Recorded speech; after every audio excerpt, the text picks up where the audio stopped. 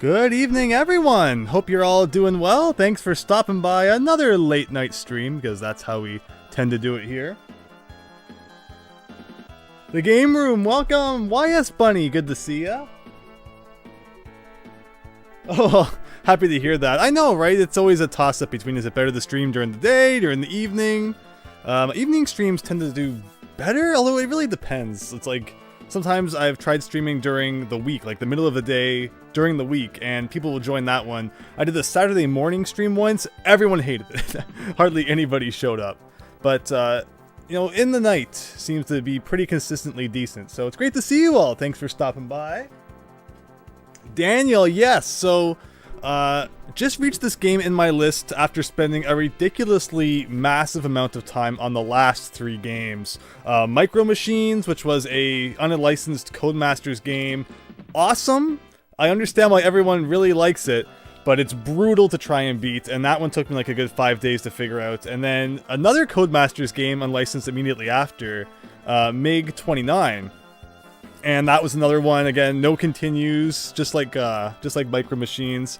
Took me a little bit to figure out, so that one was like another good 5 days. And then just yesterday, I beat Might and Magic, a massive open world RPG on the NES. Definitely check it out, but it's cryptic. It requires so much grinding that was like 2 weeks of my life gone right there. But finally, we're back to the platformers, so hopefully we're good. Hopefully we can get this done tonight. Oh, you can't wait for Tetris, Daniel? So I've beat Speed 9, level 5 of Tetris before. So to me, that's kind of like, you know, beating that, but I'm sure someday we can still do a Tetris stream. Tetris 2 is like the weird one, right? I haven't really touched Tetris 2 at all. So maybe we'll look at that. But okay, so yeah, Mighty Bomb Jack. We're going to be getting to this in just a second.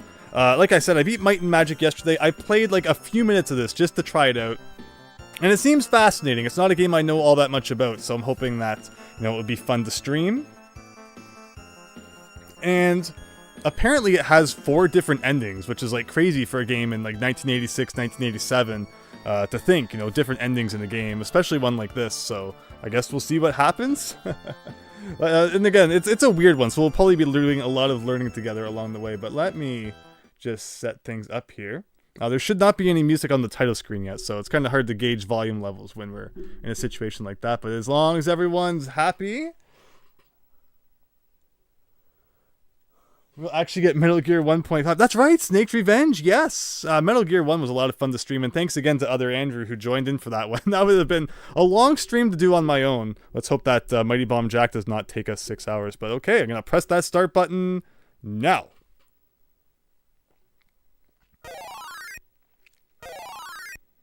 And I just want to look over at OBS here to make sure everything's looking good. Okay, I think it is. Already wasting time though, which is exactly what we want. So, Mighty Bomb Jack runs around here picking up bombs. I read the instruction manual. I don't recall why bombs in particular are the thing that he's picking up. I don't think it was explicitly mentioned, but otherwise, yeah, you jump around, you pick up the red bombs, you pick up these coins, and those are counted at the thing at the top right where it says M there.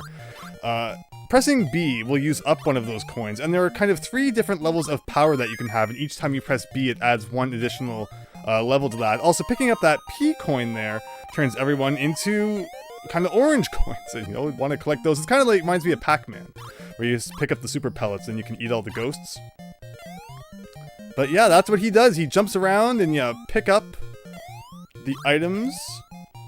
And the only way to defeat enemies is when they're in that kind of coin state. And again, so we can pick up that, you know, the P coin, which turn them all into that. Or if you reach level 3 by using 3 of your coins at the top right there, they'll also turn into coins. It's very complicated. And also, I think you don't actually have to pick up all of the red coins, or rather all the red bombs in order to beat a level. They're kind of just like Mario coins, I think, in that you know, they give you points.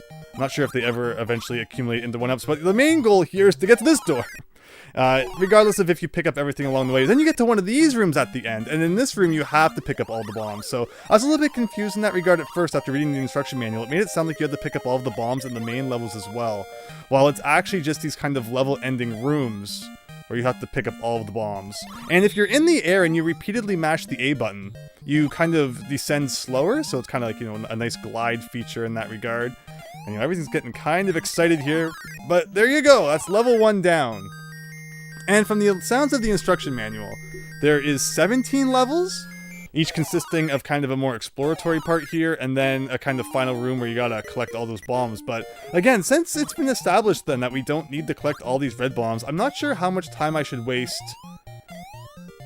you know, going after all these individual items. I'm assuming that that would relate to, you know, this whole 4 different endings thing that the game's box wanted to brag about. Also, one thing I have found is that there is like a greed meter in this game, where it's like, if you accumulate too many items, it will sometimes send you to like the, what's it called, like the torture zone or something. So I think if we let that counter at the top right hit 9, you know, it calls us greedy and we get sent there. So we want to be careful of that. Also, sometimes you get like bonus side sections. I'm not sure what a balloon does. Looks like balloon fight or something going on there. So yeah, you're gonna do that.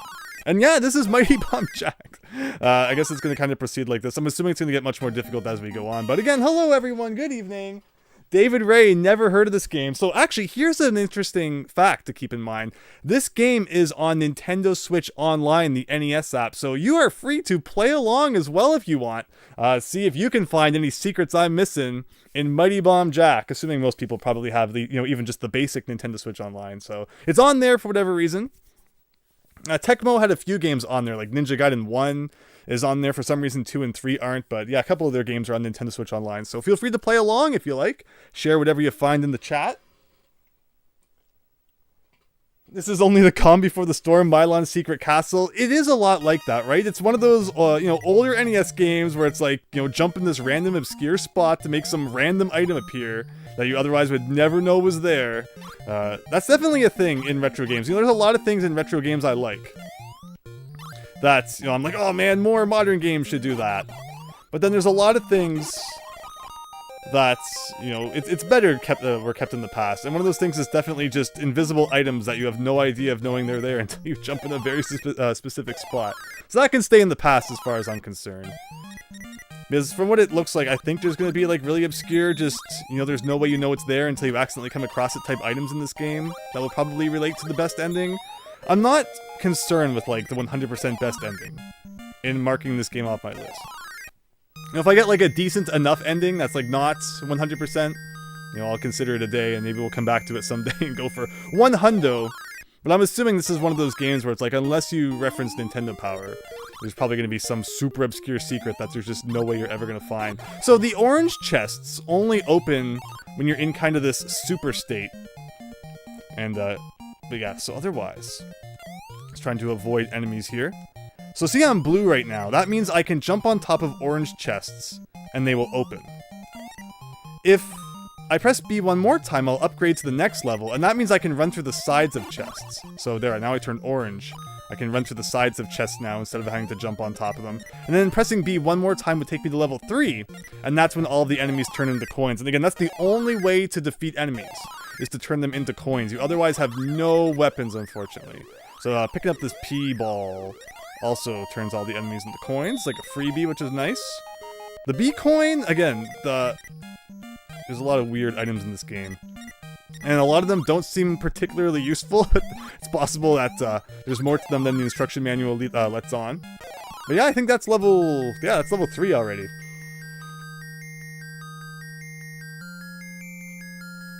Let me see here. Yeah, exactly, YS Bunny. So anyone who wants to check out this game on Nintendo Switch Online, play along. Because I know there's a lot of like weird, obscure secrets. Again, I found a couple just the few minutes I played of it already. Where you just, you know, jump in this random spot and an item will appear. So maybe you'll find something that I don't know about, and, you know, we can share strategies. And Mighty Bomb Jack, who knew it was so deep? Let me see here. Fitting how you go to the torture zone when you get too greedy. Greed is one of the seven deadly sins. That is true. There's some type of reward, you think, a small warp when you pick up the bomb. Oh, the last bomb in a single screen room. Oh, really? Okay. Yeah, like, again, this game seems to have a lot of weird quirks. Game Center CX. Wow, I haven't heard of that in a long time. Yeah, so in that final room, some of the bombs will be lit, and it seems like when you grab the ones that are lit, you get more stuff, or more points. I'm not sure if points matter all that much in this game. Oh, see, like, a random thing just came out of there. And now we actually have a split path, which is rather interesting. Did we go up or did we go right? Like, I don't know if points ever amount to a 1-up if we hit a certain threshold, because if they don't, I'm not too worried about score. Again, that's probably like an ending-related thing.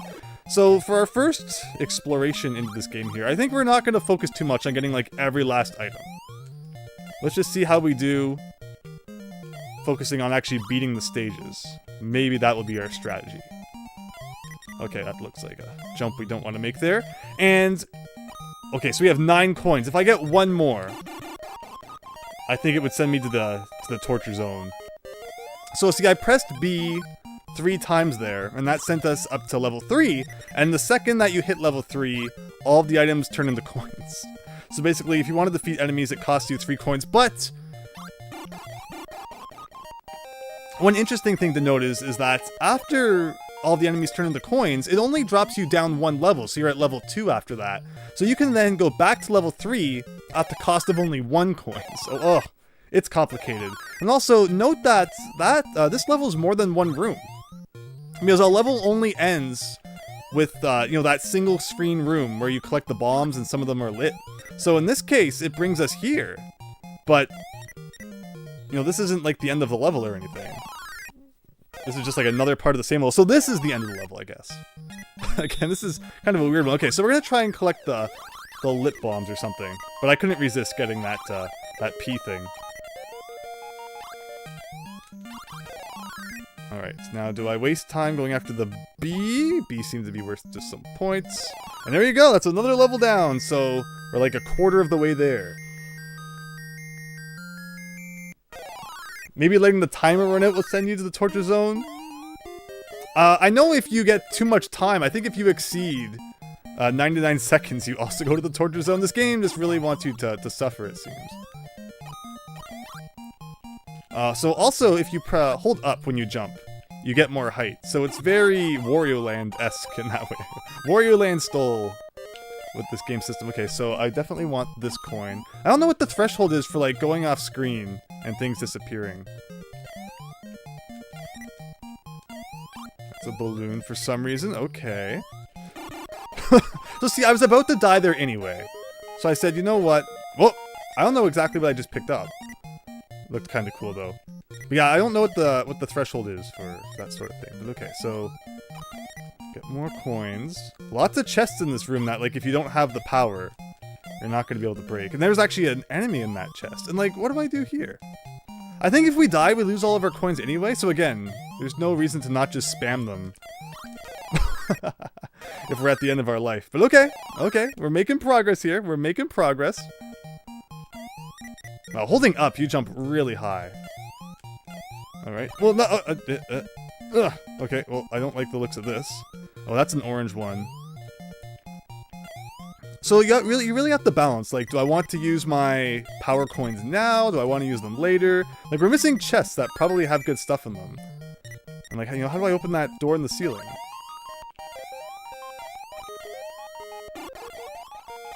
Okay, we opened that chest and lost a power coin, but we got one right back. Alright, there's a door.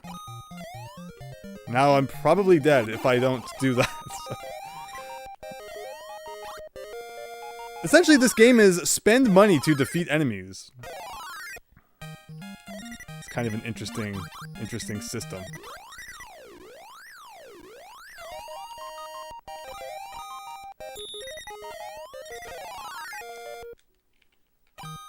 Alright, and with that, it looks like, yeah, level 5 done. Is that fiery place instant death? So you don't have a health bar in this game. I'm assuming pretty much everything kills you in one hit, but we're doing surprisingly okay. Let me see. Sloth is also one of the deadly sins. So this game is just all about the 7 deadly sins. I could see that. I'm gonna need to remember what they all are so we don't accidentally commit any of them for our Let's Play here. But I think I was also saying, I have a map, which would have originally come packaged with the game. That it's funny, I don't have the instruction manual for this game. I had to look up a scan online. But for whatever reason, somewhere along the lines, I picked up a map, like a fold open map that seems to, you know, be like where you can go in the game, maybe when there's split paths and such. But I didn't look at it. I started unfolding it. I'm like, this is probably the kind of thing you don't really want to look at unless you're stuck. So I put that back away, and it is there should we need it, considering it was included along with the game by default. You know, it's ambiguous to whether or not it's like fair game to look at, but I'm gonna try our best here to not look at it, unless we get really stumped somewhere along the way. Like, what the heck?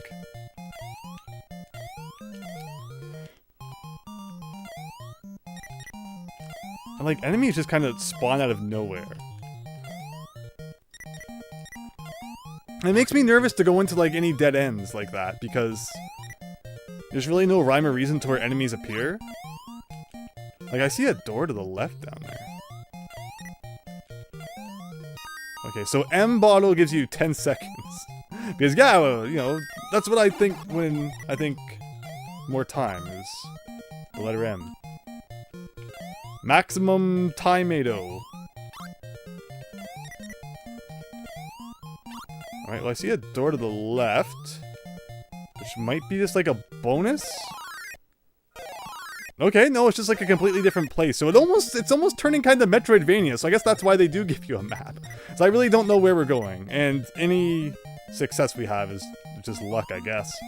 Although I'm assuming it's not going to be so smooth sailing. Like, it's weird. Like, it seems like at first this game's going to be so straightforward. And then it starts having, like, splitting paths and all this other weird stuff. I feel like we saw a room just like that one before. Of course, it's an earlier NES game. It's going to reuse some assets from time to time.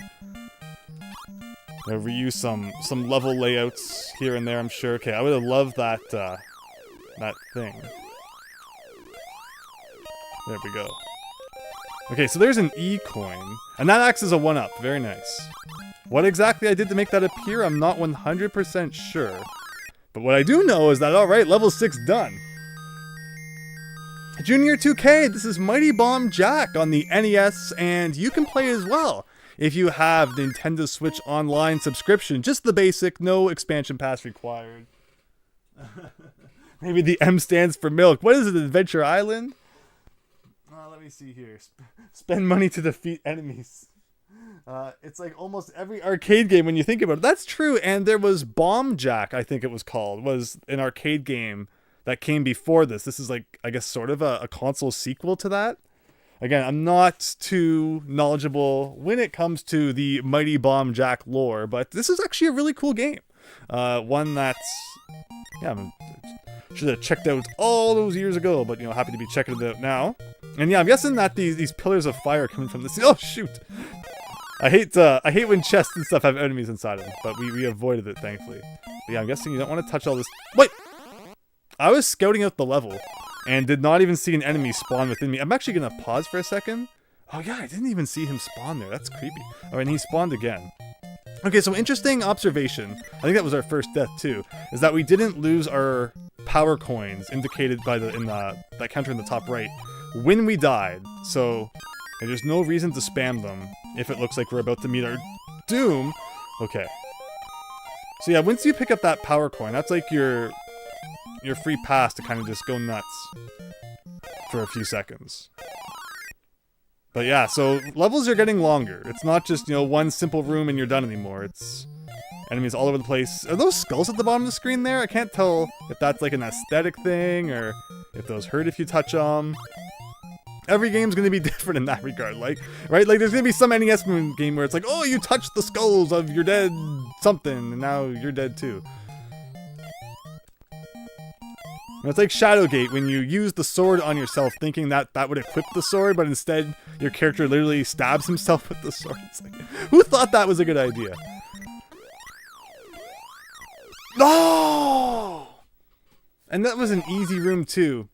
I just didn't float by accident. But we're making good progress. We're doing well. And again, it's weird because I feel like there's paths I could be taking that I'm not.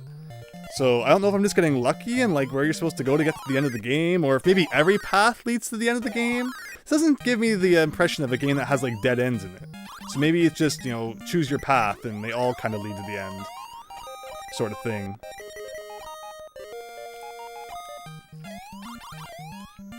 So yeah, maybe I should be trying to collect more...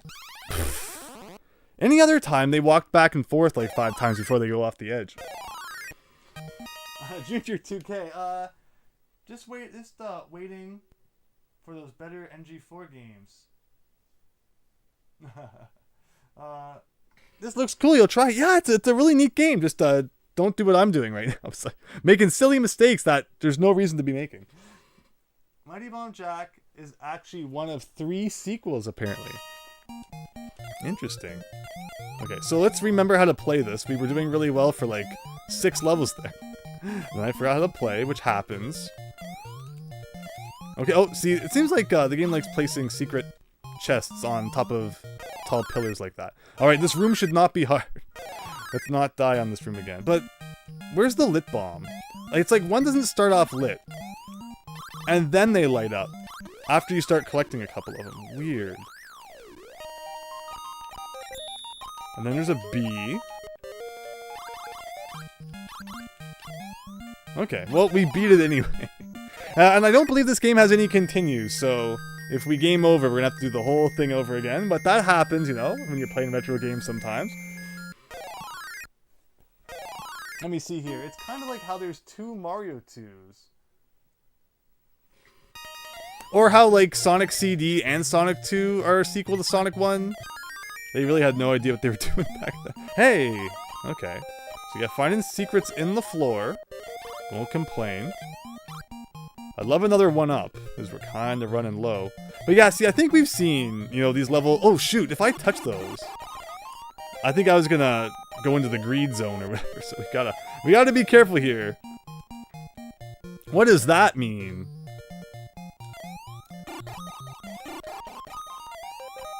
I don't know what blocks with weird inscriptions on them mean. Oh, shoot! I hate enemies, again, that come out of chests like that. Let me see here. It's kind of like... Sonic CD is a funny game. You missed when it was on Steam. Yeah, that was... When they released Origins, they took, like, all of the older games off of Steam. I'm just waiting for Sega to release an HD bundle of Sonic Adventure 1 and 2. Like, where is that? Considering Sega loves re-releasing their old Sonic games. The last time they released Sonic Adventure 1 and 2 in HD, I got it on the PS3, I think it was like 2013. And the reason I've been thinking about that a bit lately is because my PS3 actually just broke. Or at the very least, it's not working at this current moment. Maybe I'll need to, you know, jiggle the power cord a bit more or something. It was just plugged in, you know, in standby mode or whatever, and I went to go use it the other day. I actually picked up the Blu-ray of The Last Starfighter, which you may remember was a game. Well, this is a weird looking level. A game I played, you know, a few months ago on my channel. I hadn't seen the movie. And even though people said...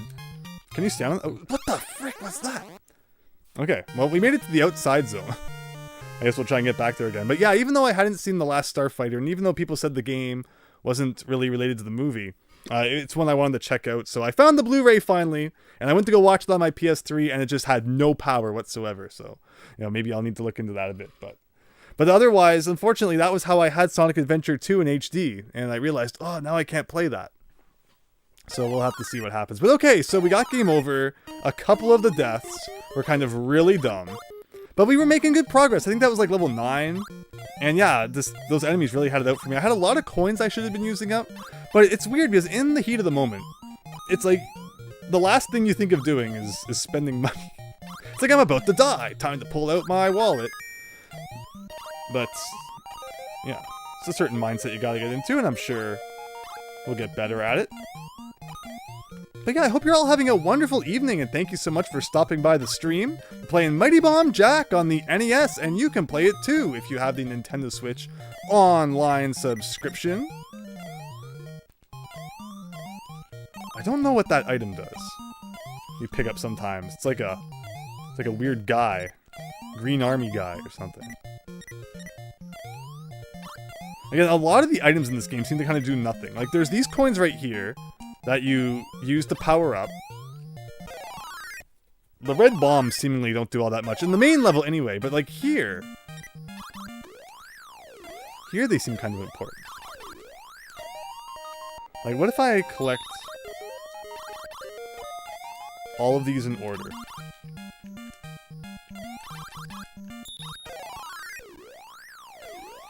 Oh, shoot. Okay, something like that. Again, this is all just for points. And from what I can tell, points don't do all that much. Again, it might relate to the ending. But you got 23 fire bombs, so I got a special bonus of 50,000 points. I think that was because every single bomb I picked up had that lit wick. But again, score is like... I'm not entering it in the high score table, so... Daniel, best, you hope that they make a Sonic Adventure 3, and we had this discussion in another stream about how Sonic 06 was really kind of like Sonic Adventure 3. And that bombed because they split the teams between Sonic 06 and Sonic and the Secret Rings, which is so unfortunate. If Sonic 06 had received the attention it deserved, I think it probably could have been one of the best Sonic games of all time. And I say that as someone who has beat Sonic 06 in its current form, which is kind of scary. It's definitely broken in many ways, but, again, as a big fan of those adventure games, I enjoyed it. But I just constantly looking at what could have been. It's so sad. So to see like a true Sonic Adventure 3 one day would be really cool. Sonic Frontiers was fine. Again, the levels themselves were a little bit repetitive. I liked exploring the big open areas. But you can tell that Sonic Frontiers, Sonic 03. Which Sonic game came out in 2003? That'd be like Sonic Advance or something. But yeah. You can tell that Sonic Frontiers is not made by the same people who used to work on Sonic. There's just some things fundamentally different about modern Sonic that, the older Sonic games didn't have. Like the homing in particular, like the homing attack in Sonic Adventure games feels so good. And then in Sonic Frontiers, the homing attack feels so bad. So it's like, obviously, these are people who did not understand just how perfect the homing attack was in those older games. That understand the concept of the homing attack. But it's like, they just didn't have that same grasp of Sonic, I guess, as the old developers did. Something like that, if that makes any sense whatsoever. But alright, we're playing Mighty Bomb Jack here. I think this level was the one that had like 2 exits. Also, this exit in the floor. There's definitely a lot of interesting shenanigans going on. It's a very mysterious game, as NES games like to be. I think YS Bunny, you were mentioning, Mylon's Secret Castle. Definitely another cryptic one. Thankfully, this game doesn't seem like as cryptic as that, but clearly it's not all just laid out for you, as would be nice. But nah, sometimes a bit of mystery is fun too.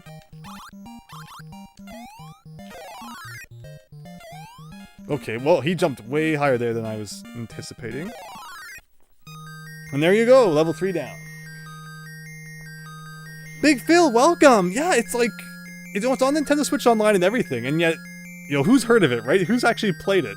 But from what I've experienced so far, it's actually quite a decent game, so, it's one of those, I guess, hidden gems on Nintendo Switch Online then. Where it's like, okay, we got the secret chest, we got the milkman there. Or, you might as well check it out if you have the subscription anyway.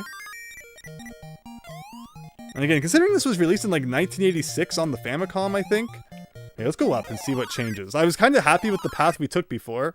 It seemed to go, be going pretty well. So maybe this is a really bad idea. But we're gonna try it anyway. Yeah, okay, let's see here. Maybe one's like the easy path and one's the hard path. So far, this isn't so bad. So remember, red chests open no matter what. While the orange chests, you have to have at least the first power level to open. So does this maybe take us... I feel like we're probably just going to end up in the same area anyway. Because as mentioned before, as, splitting paths and such as this seems, I don't think it's true Metroidvania, where we're going to, like, hit a dead end and, all those shenanigans. It seems to always kind of lead you where you need to go in the end, but I guess we'll see. Oh, okay, we're at 9 coins again. One more and we're going to enter the greed zone. Oh my gosh, get the P coin, please. Thank you. And there's definitely an interesting hitbox in this game. It's nice and generous in regards to enemies, but sometimes, as you saw right there, it felt like I was touching items. I'm pretty sure if you look, I was actually phasing through those items and not picking them up somehow. But again, it's better to have, you know, a forgiving hitbox than an unforgiving one. Anyone who watched my recent Blues Brothers video, see the spikes in that game? It's ridiculous how you don't even touch the spikes and yet you're still taking damage from them somehow. But we're just going through doors here. I don't know exactly where we're headed. But we're headed somewhere, I guess. Okay, I think... Alright, so I think if we had taken the other path, we would have come from the bottom. So, yeah, everything seems to end, you know, leading to the same place in the end, I guess, is the moral of the story. And again, it seems like this is just for points. You know, collecting the bombs in order. And I would hate to lose a life over points, because points seem kind of irrelevant. Like, yeah. Oh, no, I meant to jump higher. So here's a weird quirk. If you double tap A while you're in the air, pressing A the second time makes you drop. And that's good if you're trying to, you know, not jump as high as you sometimes do when you just press the A button, but also if you accidentally tap the A button the second time, then it can kind of mess you up. But alright. Thank you again, everyone who's checking out the stream. Hope you're having fun. Yeah, the orange coins are mighty coins. Yes, and again, indicated at the top right with that number 9 right now. And the way they work is each time you press the B button, you level up 1 level up to a maximum of 3. And the instant you hit that 3rd level, all the enemies on screen turn into coins. And that's the only way you have to defeat enemies in this game. And you can also pick up the P coin, which is like an instant. All enemies turn into coins. It's very weird. But yeah, so you kind of spend money to power up. It's very strange. Do you ever gain any extra lives? There was one time in sort of that final screen of the level there, we picked up a coin that said E on it, and that gave us a 1-up. How we got that E coin to appear, I don't know. But the more often it appears, the more happier I will be. So now we have an answer to our question, though. It seems like there really isn't that much of a split path in this game. Because we had that one time we were offered an up option and a right option, and they both led us to the same place. Like, this is the same level I'm pretty sure that we got to last time.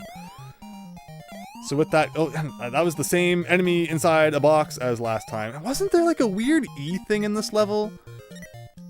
Like, what's this? Like, yeah, no, an S.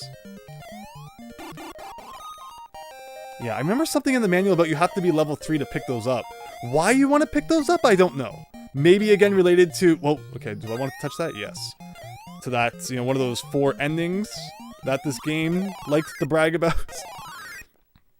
Before every game now has multiple endings, what are your opinions when it comes to games with multiple endings? I'm the kind of person who kind of likes to experience everything on one go through the game. I don't like to replay the game multiple times to get different endings. I kind of like to be able to do, you know, a 100% run, see everything there is possible to see, you know, in my one save. Or I know some people like absolutely love, you know, playing through games multiple times and seeing different cutscenes and different things like that. And that's cool too. But yeah, I'm definitely more the, you know, one save file sees all sort of guy. But I don't blame those who are the other way.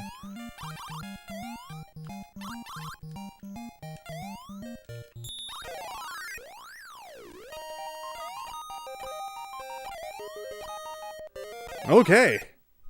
Getting back to where we were pretty decently. 5 levels down.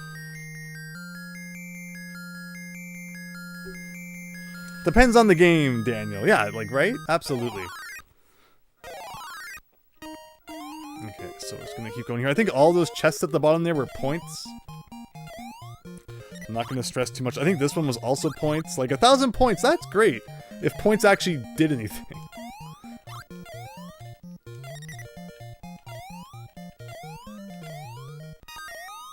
Before I pick up a time bottle, I always have to look and make sure we're not going to exceed 99. Because then we get sent to the torture zone. Which, yeah, we haven't seen on this stream yet, but... basically, you have to endure just a bunch of enemies coming at you for like a set amount of time. And if you can do that, then you escape the torture zone.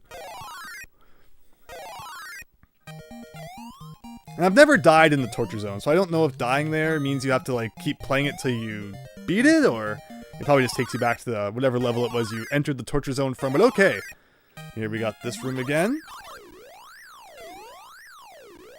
Does that P coin ever disappear, or can I just kind of let it bounce around until I want it? Well, I want it now, so.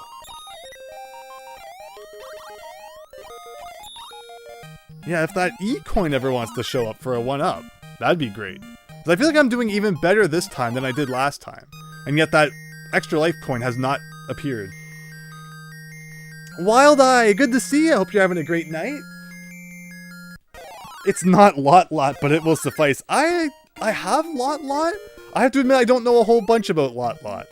And I just have been having so much fun on my NES journey here. Learning so much about games that, you know, I hadn't played and... Or rather, you know, I've played, but haven't beat or given the time that they deserve. Oh, no! I looked up at the top right as I was grabbing that coin. So, alright, Torture Zone, here we go. We have to jump 50 times in order to get back to normality here. You know, torture is that he has to do a bunch of jumping jacks, I guess. Oh, we were doing so well. And that's the worst part, too, is that, you know, we have all these coins accumulated. And now we're going to go down to 0, so not only is it like I have to endure this painful room, but also we're going to have no money to spend to defeat enemies, so... Oh, that was nice of that skull guy to kind of move out of the way, but just that's awful. That was just absolutely terrible. I hate this game, too! Freaking... When you get greedy, it sends you here. Okay, yeah. Alright, 15 more, 14, 13, 12! This is like the most ridiculous, like... idea for a torture room ever, but I love it. I mean, I kind of dig it.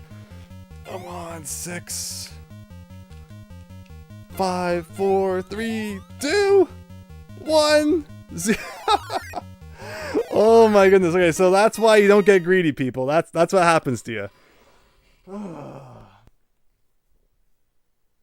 Lot is the original and best ball handling action puzzle game, Wild Eye.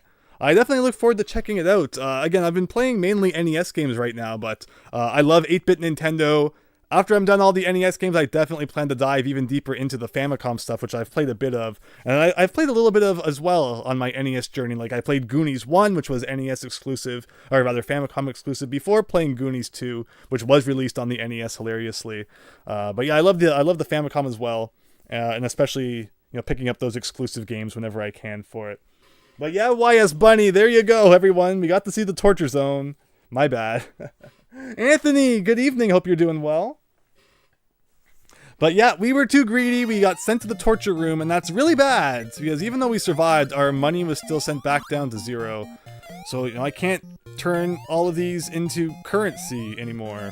Which I would really like to be able to do. Alright, so I think... Was this one... I don't remember where all the money was now. I'm so upset because, oh, we were in such a good position. Thankfully, you know, we didn't lose a life after all that. But just the fact that now we can't turn enemies into money, you know, might have the consequence of causing us to lose the life at some point. And that's what I worry about. But I think, you know, we're doing pretty well here. This was a room that for some reason... No, not this room, the one after it gave me trouble last time just because I was being dumb, I guess. There was nothing really particularly difficult about this part, but sometimes, you know, when the game doesn't have a hard mode, you gotta make your own hard mode. That's my excuse, I'm sticking to it.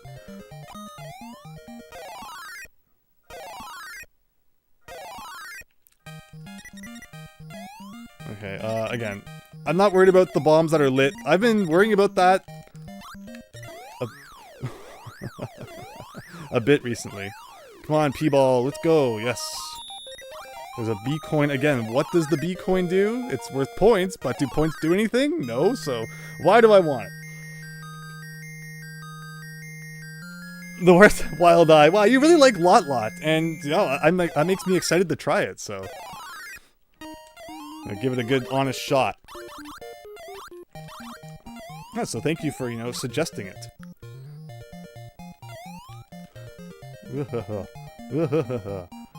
Okay. Oh, there's a coin. So yeah, I'm gonna spend 3 coins because why not? Oh yes, and that's the cool thing too, is that you can open up chests from the side when you're at power level 2 or 3. What is I mean, sure. I don't think I really needed that. Also, we never figured out how to open up those blocks. But okay. Progress is good. Progress is decently good. Again, when I first played this game, I thought that you had to collect all the red bombs in the main level as well. That was just kind of the interpretation I got from the instruction manual that mentioned having to collect them all. But what it meant was inside of these rooms, where until you play the game, you know... Oh, he fell way faster than I was expecting. I thought I could kind of sneak by him there. And just like that, you know, 1/3 of our life count is gone. By one little mistake. But yeah, the fact that you don't have to collect every single red bomb in the main level definitely makes this game a little more manageable than my first interpretation of it.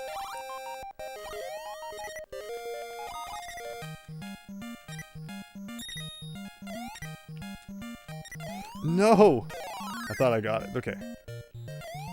Alright, I think this is now back to where we were. Stage 8 clear. Halfway there. David Ray, how did I survive that maneuver? I know, right? Sometimes I get lucky, and then sometimes, you know, I do the silliest things, but alright. We ended up in Cloud Zone last time, and this is where we died. That was an extremely easy room compared to how hard I made it look the first time we got to it. So this looks like, you know, ascending to the heavens. And this is halfway through the game again, you know, this feels almost kind of endgame. Like Kid Icarus kind of thing. Oh no, oh no, oh no. Okay. You know, if this was Kid Icarus, it would mean that the game gets easier as it goes on, which I won't complain if that's true.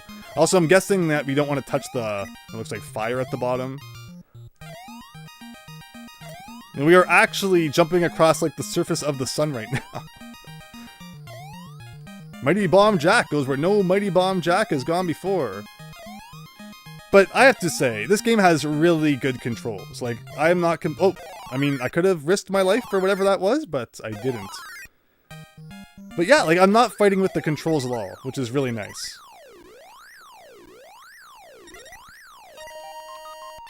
And like, I could go get all those orange coins, but that begs the question, why? Why would I risk my life to do that? Because yeah, like, I don't understand how that E-coin appears. That gave us an extra life before. If it wants to show up, I won't complain. ET7313, welcome! The first time you played this, you beat it, and you never played it again. So, okay, well, that bodes well then, that we should be able to get it done tonight. It's good to hear. But yeah, thanks for stopping by. Again, this is on Nintendo Switch Online, the NES app, so feel free to play along. You know, see if you can find any secrets I've missed or whatnot. The game claims to have 4 different endings, which, you know, you think an NES game, like, whoa, that's pretty revolutionary for that time. So again, I'm not doing anything particular, you know, that may or may not get us one of those endings. I don't know anything about this game past what I've read in like the manual, and the manual is like one of those like really old, not that well translated. You're gonna have to figure most of it out for yourself kind of manuals, and we're definitely seeing some level design structure here that resembles earlier levels. And hey, you know, speaking of the levels getting easier as they go on, that was a surprisingly short level for the point we're at now. I'll take the P-ball, why not?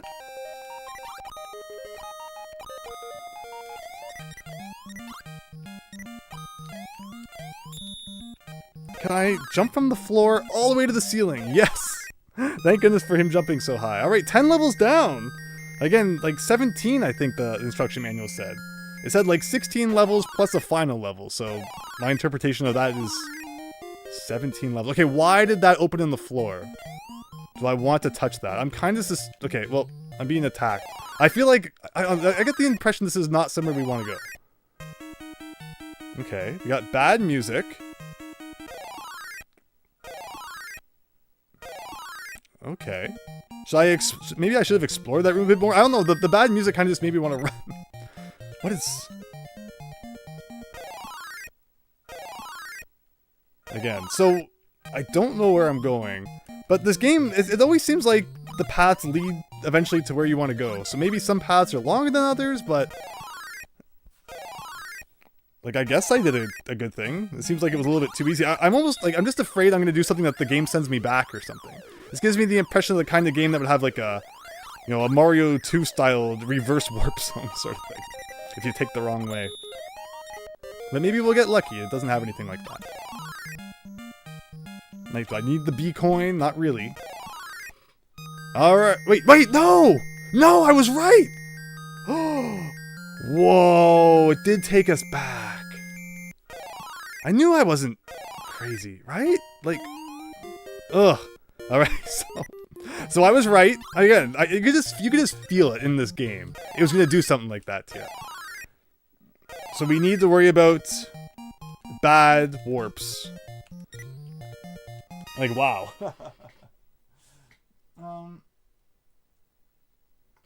You had no idea this game had 4 endings, ET7313. Did you know it had reverse warps, or did you get lucky enough to not hitting them by accident? Because, yeah, that wasn't fun.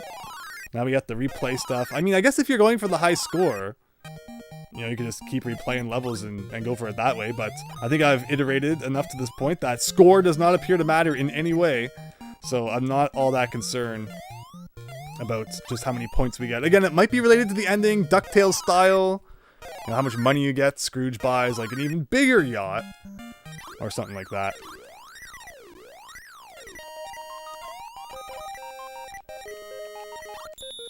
Whoa, okay. I see. I don't know what I just did to make that E-coin appear, but I won't complain. So maybe it was a good thing we ended up going back in time. You know, get an extra life. If we can hang on to that, it'd be pretty good. It has a lot in common with Japanese Mario 2. Definitely the first game that always comes to mind when I think of, you know, reverse warp zones. But see, I knew it. I knew when that thing opened up in the floor. It just felt evil.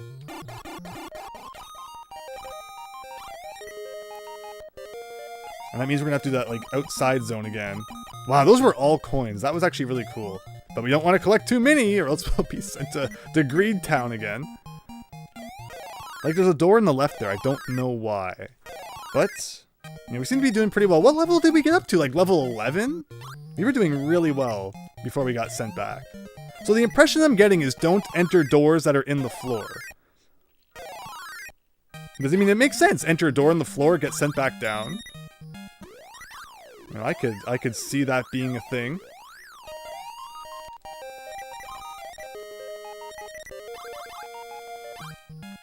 Yeah, I realized just how bad of a position I was putting myself in there by doing that. Alright, jellyfish guy. Get out of there. Okay, I'm dead. I'm so dead. I don't know how I managed to get out of there alive, but we did it. They hate your guts. Alright, outdoor zone. One more time. Again, the strategy for this level seems to just be to rush it. Otherwise, everything starts coming after you. And again, as someone who's beat Kid Icarus, I feel like it was training me for this moment of just jumping upwards. Kid Icarus is much more difficult.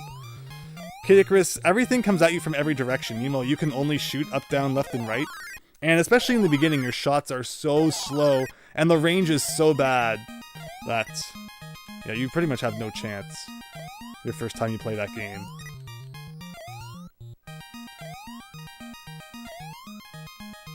But yeah, we're just kind of strolling along. Enemies appearing in just random places, but we're not giving them enough time to really spawn in and hurt us. And again, there was like a chest there that we could have done, but see that enemy spawning in front of the door? I think it's more important that we sneak past him than collecting like 100 points or something. And if any more extra life balls want to show up, I won't complain. Okay, there's a bee. B for who cares?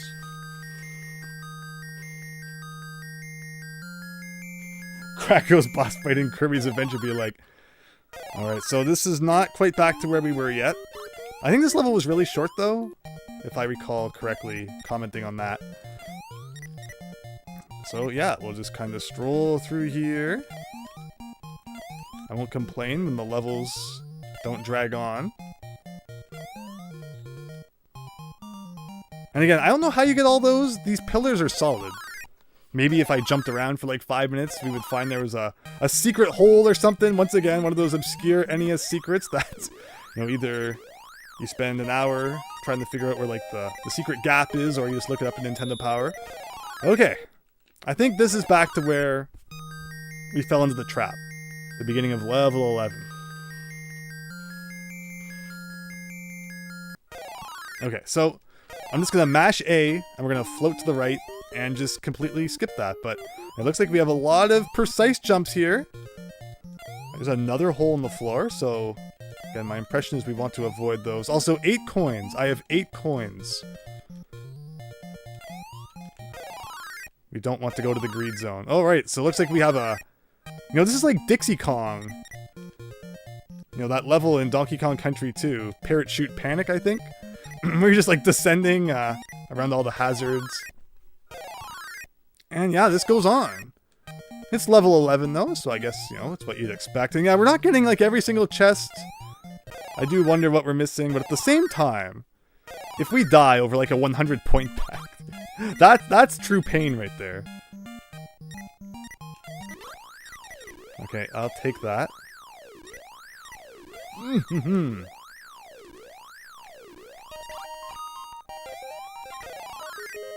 Alright, level 11 looks to be complete. I'll get this B thing. I don't know if that in any way relates to extra lives showing up, but I guess it can't hurt. Wild Eye, right? Yeah, it definitely has that Kid Icarus vibe. You know, again, it's released around the same time, right? So might as well use some of our hard-earned cash here. Picked up that green thing. Again, I don't know exactly what that does. These are all time. Okay, we are at, I had it done, too. Mash that A button. Alright.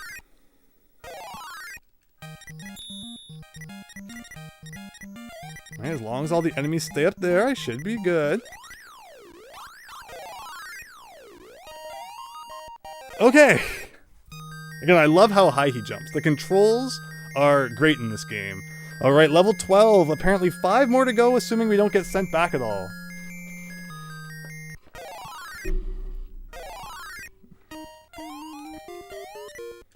Alright, should have held up to get that extra height there. There's a door to the left, not sure what that's all about. Oh, alright, we're outside again. So yeah, it's the game is pyramid shaped. It would appear. So I guess we're even climbing the outsides of the pyramid here. As fast as we can. Again, no projectiles in this game. The only way to defeat enemies is to spend your cold hard cash. If this game was made in the modern day, he'd have like a debit card or something.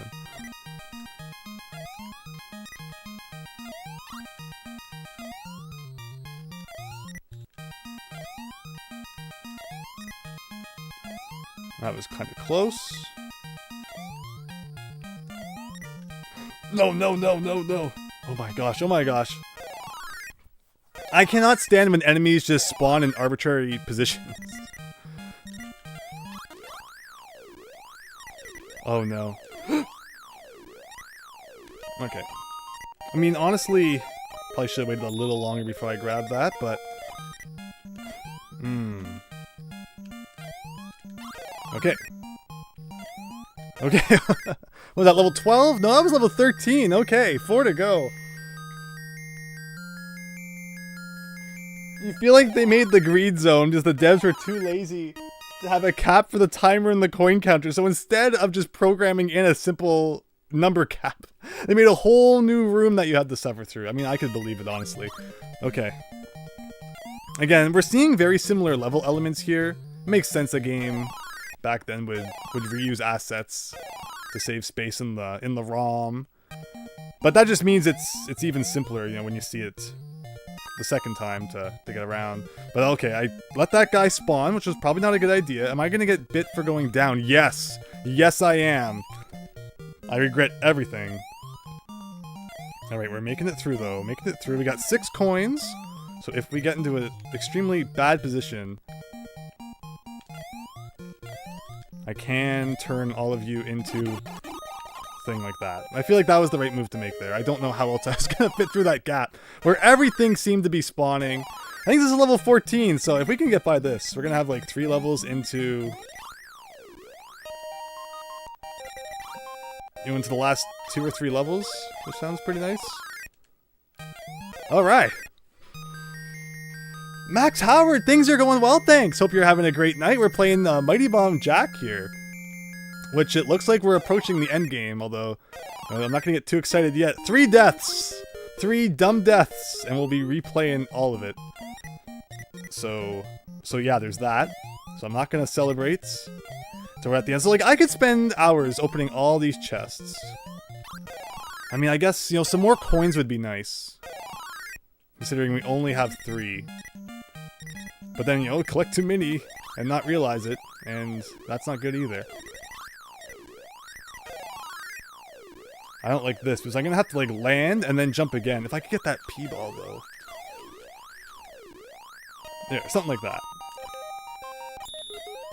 See, I was hoping that collecting all those would make, like, the E appear, but it did not. Alright, 2 levels to go.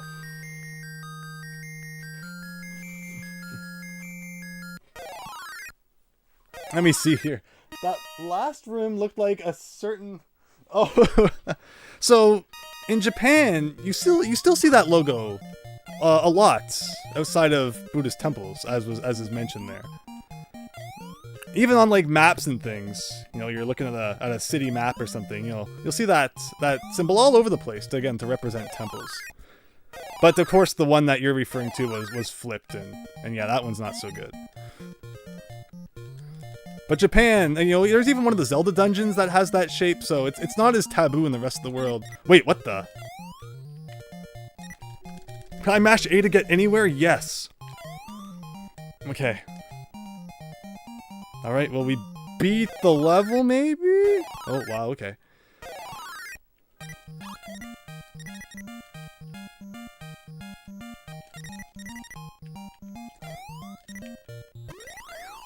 Oh, if I knew that was going to... Oh! Oh, no. We don't like to see that. I have to replay this whole room now. This was not my favorite room, so I'm not overly happy about having to replay it, but... Go under, go under! Okay, okay, okay. Ugh! I got too fancy in this room, I guess.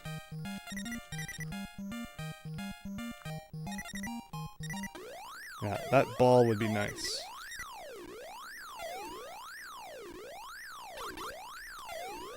No, I touched it! I absolutely touched it. Where's the door? It's at the top. Okay, I think one more level.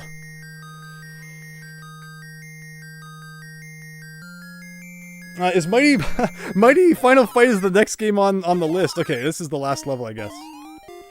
Let's just give me a second here. What is this? What am I looking at? What am I?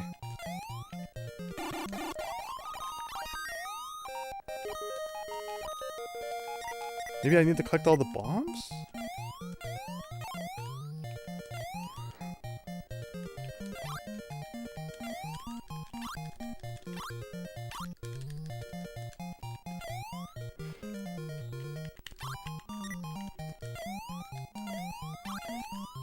Okay, what am I missing? Is there a door somewhere I'm not seeing? I don't think so.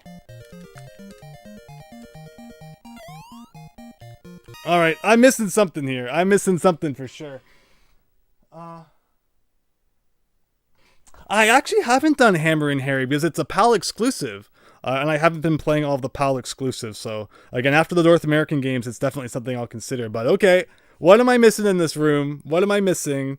Did I not get all the items? I think it said, you know, that S thing I picked up in here. I think there's probably other ones I was supposed to find as well, right? So is that my ending then? I just get stuck in this room for all eternity? Is that what they consider one of the 4 endings?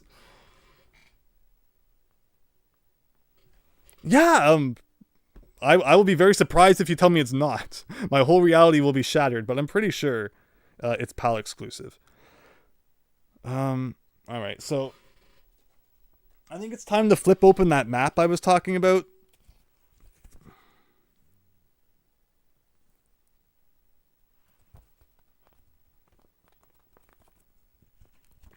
Because I don't see otherwise what you're supposed to do.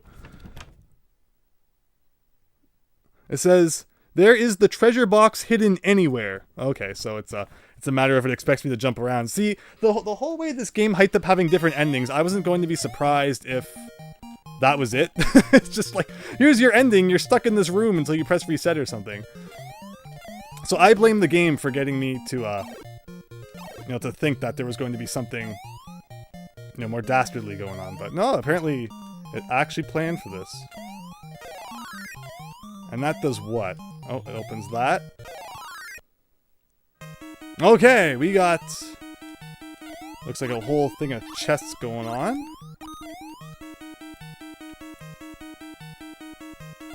And again, that map was included with the game, so I don't even consider that unfair.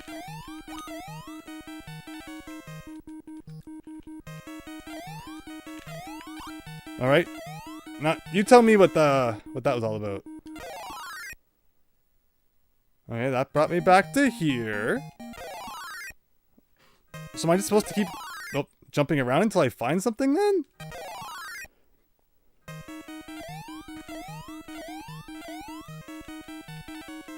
Oh! Okay. What did that do? Oh, another door, okay.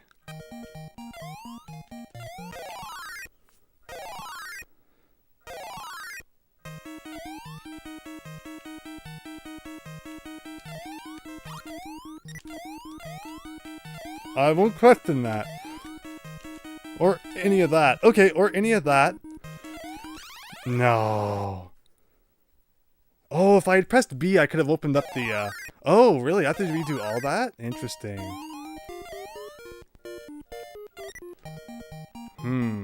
Interesting, interesting.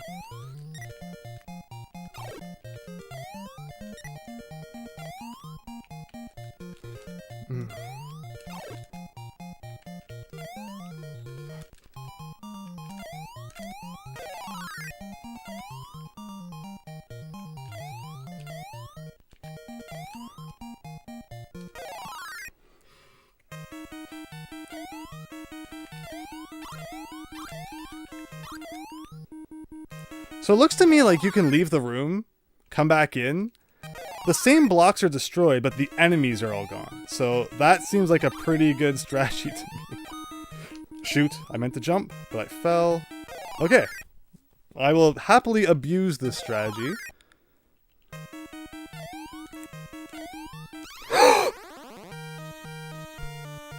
Have I mentioned before I hate blocks with enemies inside? Oh, I wasn't expecting that. Alright, I'm guessing that's the end. I just kind of flubbed up on it. Alright, we'll do this speedrun style. Here we go! Who needs to pick up any of this stuff? Useless junk. No, actually, I should probably get some of these coins. But yeah, that's Hammer and Harry or whatever it is we're playing here. Weird game. Very weird game.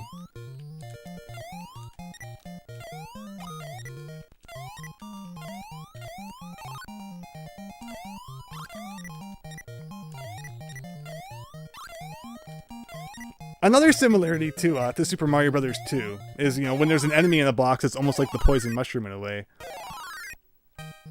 But assuming that's the end, we've pretty much got it all figured out. We had that one door that took us backwards, but otherwise, there wasn't anything that dastardly. Oh, Big Phil with the crying emoji. David Ray, it's not my fault. I thought I was playing pretty well, but I forgot about the boxes with enemies in them. Of course. Of course. How could I forget?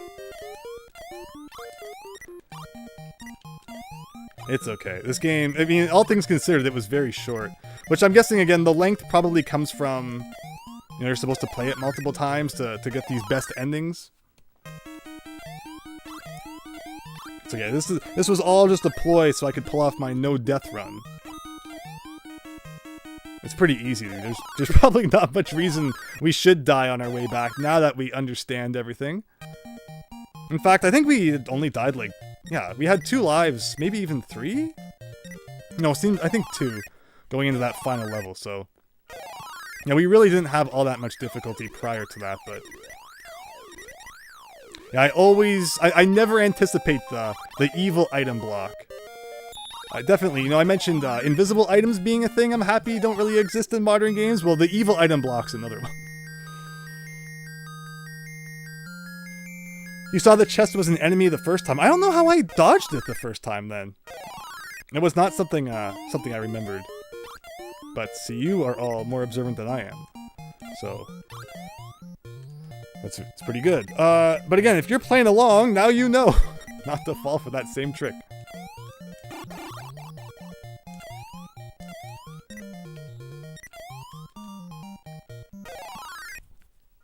Like I said though, this game's like super short, so I think we'll be good. The only problem is that sometimes once you've played a game once, and you're kind of in that state where you're just, alright, let's get back to where I was. Sometimes you get a little bit sloppy, so we'll try to avoid that.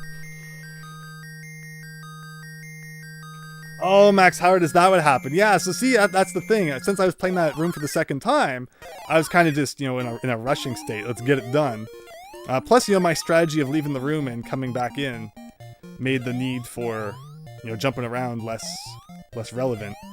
All leading to a hilarious death. So again, you can go up, you can go right here. This one part gave me the impression this game was going to have splitting paths and all sorts of things. And it didn't. I mean, like, it does have splitting paths, I guess, but the levels you go to are always the same.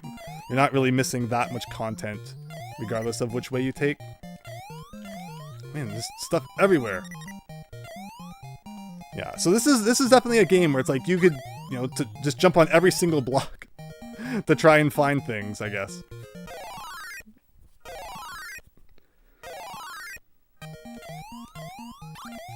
Which I'm guessing is what the best ending would be related to. Okay, so I can go in here.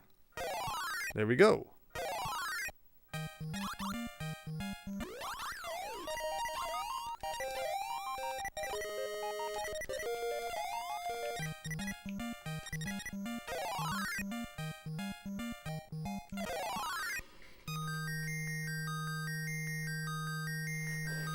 George Lucas should re-edit Star Wars. Add in "Don't Get Sloppy, Kid."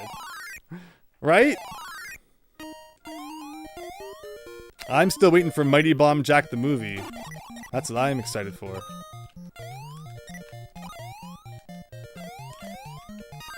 Okay, gotta watch those numbers up there. Let's not get sent to the torture zone this time. I think that coin I just picked up was red. Also, I think this one... Yeah, I don't know why you can only pick those up when you're in, like, the super state there, but okay.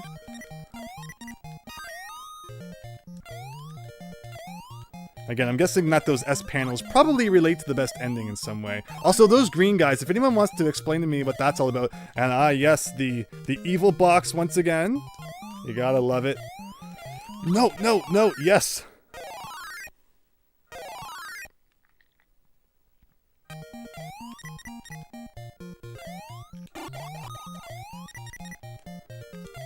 Again, I don't need bombs. It's just in my nature that when I see collectibles, it's like, yeah, let's grab them. Why bombs, though? I don't think that was ever explained. Why are we picking up a bunch of bombs that you never use for anything?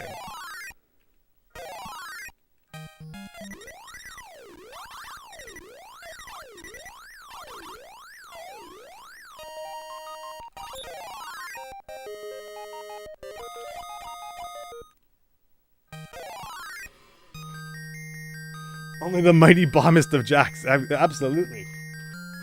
Tuxedo Worth, good to see ya!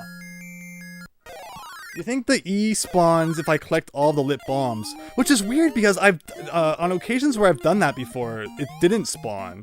And then on occasions where I was like, alright, let's just hurry up, it did spawn.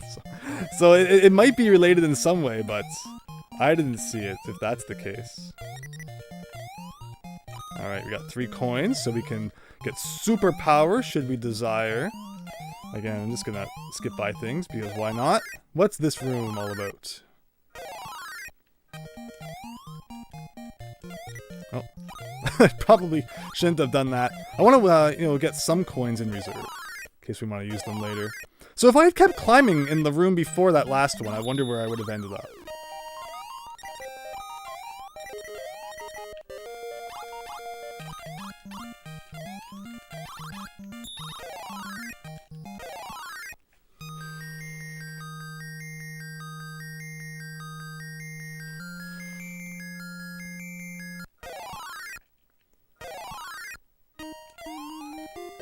I'm curious what the time for like an any percent speedrun in this game is. It's probably not very long. Especially if, you know, we're just doing what we're doing here and skipping by most stuff. But see, now that I know which boxes have evil guys in them, not all that worried. I need to remember which one it was in that last stack, though, at the end. It was like the third from the bottom-ish? I guess we'll worry about it when the time comes. Alright, 5 coins. We gotta worry about the greed meter getting too high.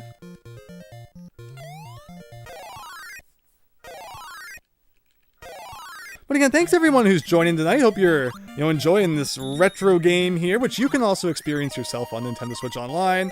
I really enjoy still seeing Nintendo add more games to like the NES and SNES, which are so overshadowed at this point with the N64 and the Game Boy now. Who even remembers that there's Genesis on Nintendo Switch Online if you have the expansion pass? But there are some cool games on there too, which are definitely worth checking out. Particularly, multiplayer. It's fun playing things like Contra and all that, Gunstar Heroes.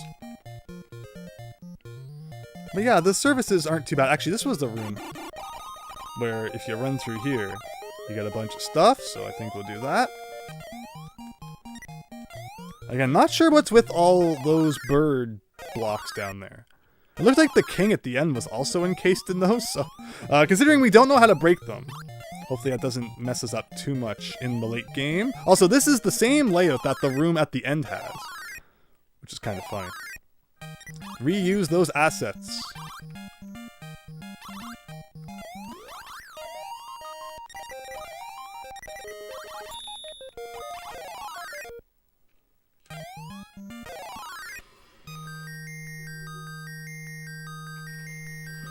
Tuxedo Worth. Yeah, right? Like, there's still so much potential there. What did the Wii U eShop have when it closed down? Like, about 100 NES games, right? And what are there on Nintendo Switch Online right now? Like, 60-ish? I forget what it was last time I counted, but it's definitely not as much as were on the Wii U eShop. Also, lots of Culture Brain stuff missing. Which, it's funny because I feel like a lot of games I tell people about when I'm playing through on the NES, the Culture Brain was a great company. Flying Warriors, Little Ninja Brothers, both games, Baseball Simulator 1000, or rather 1.000, available on the Wii U eShop, but not on Nintendo Switch Online, despite the fact that Kung Fu Heroes, a Culture Brain game, one of their earliest and most primitive ones, is on Nintendo Switch Online. But, where's the other ones, right? And then, of course, we talked about things like, where's the rest of the Adventure of Lolo games, or the other Ninja Gaiden games? Will they ever be added? Because it doesn't seem like Nintendo cares all that much about all the sequels for a certain series being on that service. I always say I hope that Banjo-Tooie comes to the N64 app, but some people think it won't, so, you never know, right?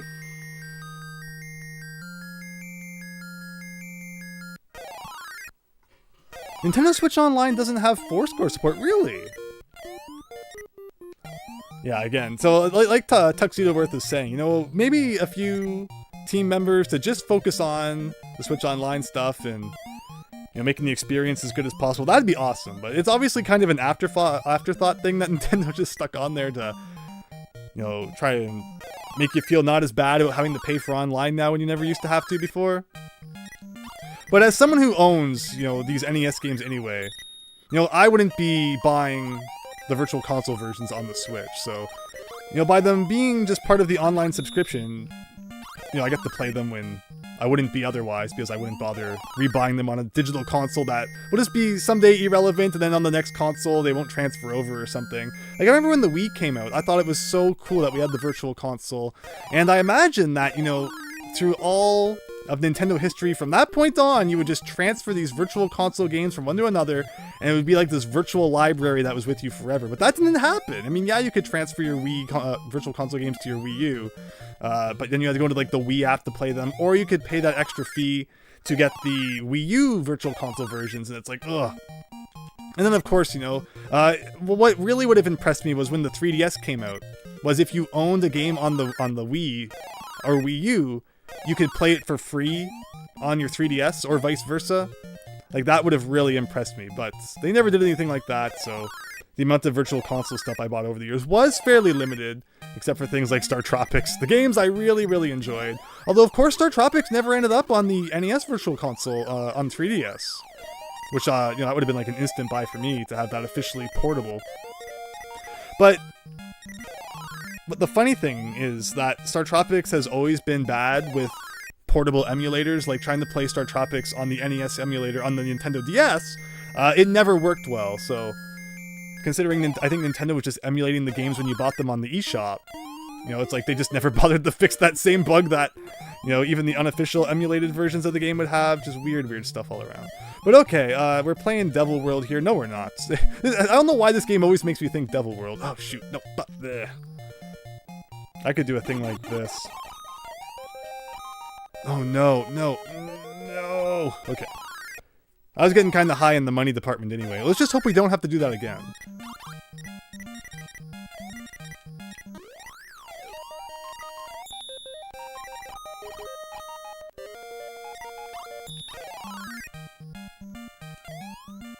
Okay.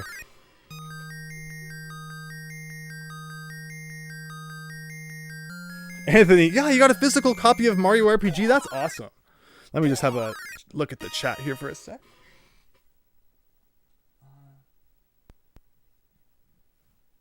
Despite both Superstar Saga.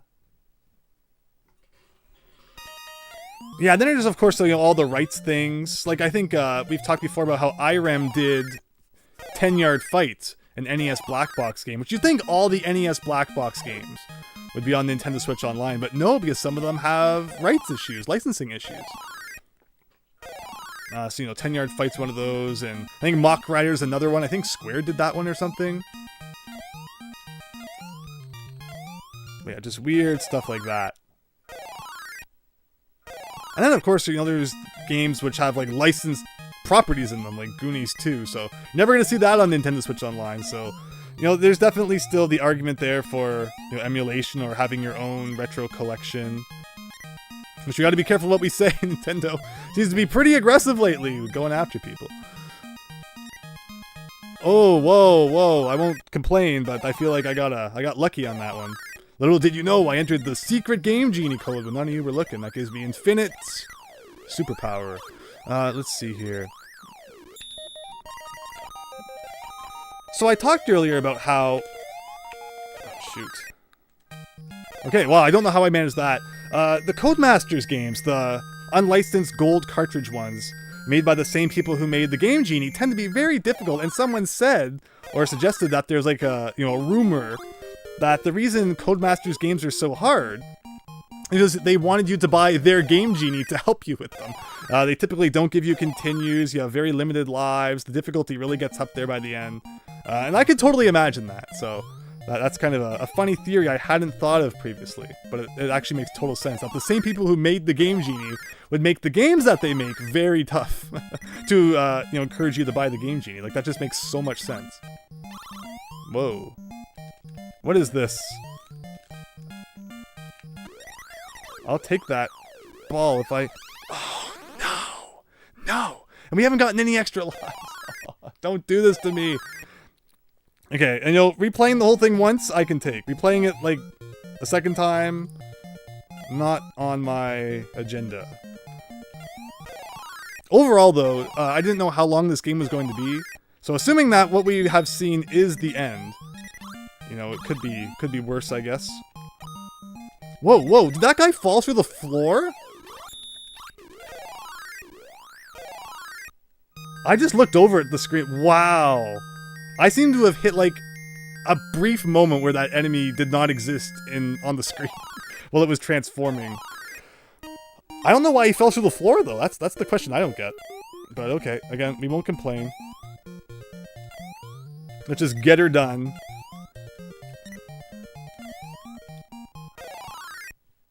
Again, that's like the world's shortest level right there.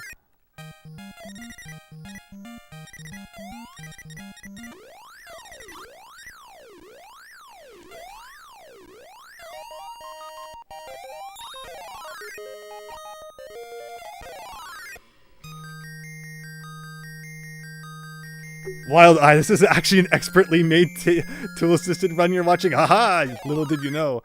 No, so we're playing this on an AV Famicom right now, so official Nintendo hardware. But yeah, I mean, it's totally possible if we were playing on an emulator or something, just loaded up the video when none of you were looking. But the fact that, you know, you would... Well, why did I go through that chest? That you would compare this to a TAS means a lot. Ugh.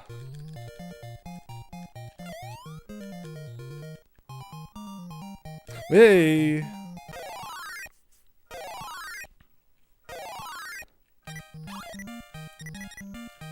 Ugh, I don't like this room.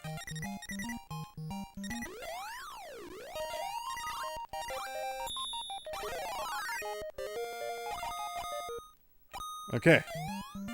I think this takes us back to where we were all those years ago.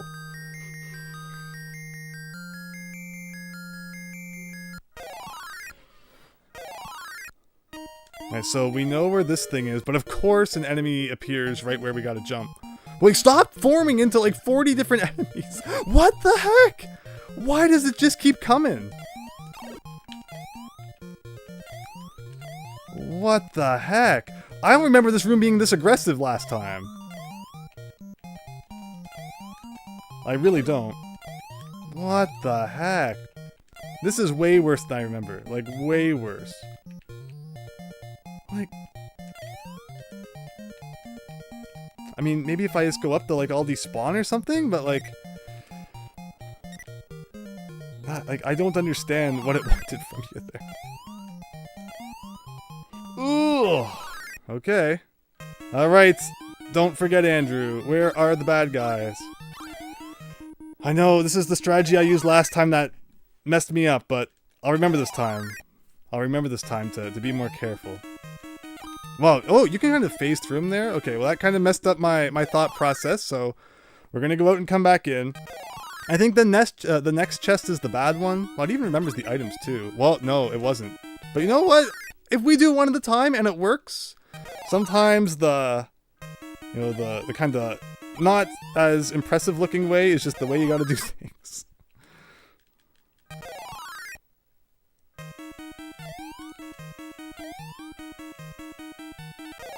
Why take any chances, right?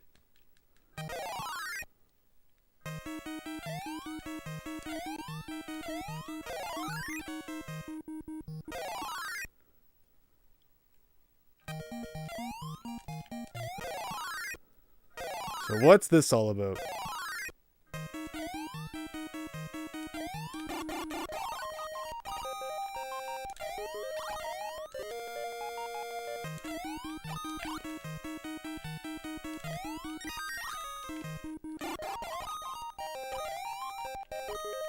Alright, so what am I supposed to do?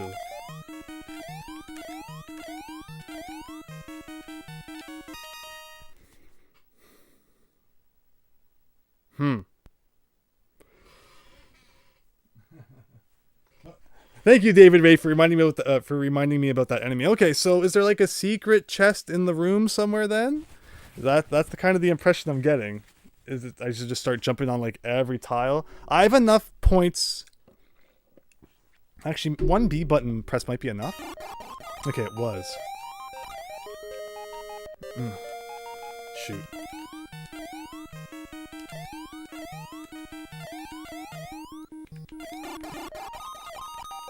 Like, I only have enough for one more time of transforming everybody.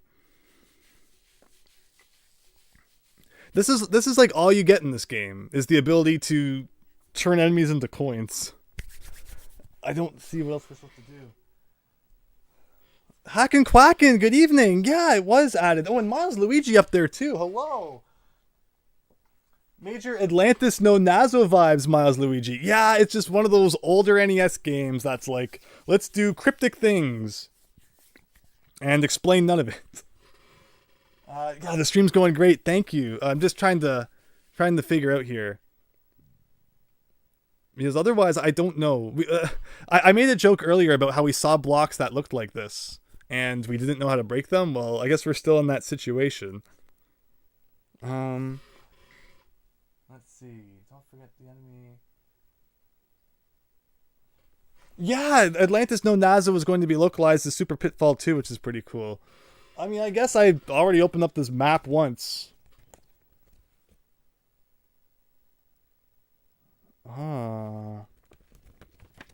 Like...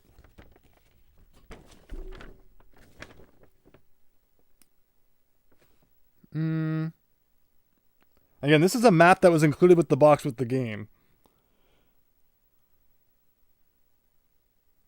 Like...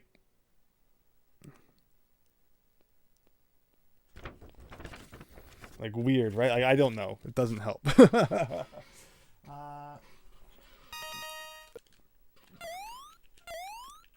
Oh! Now it works for some reason. Okay, and then a door opens.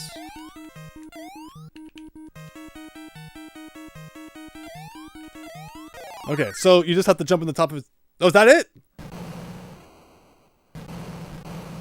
The curse of Bezel Butt has been solved and peace out. Okay. I don't know what to make of that. I really don't.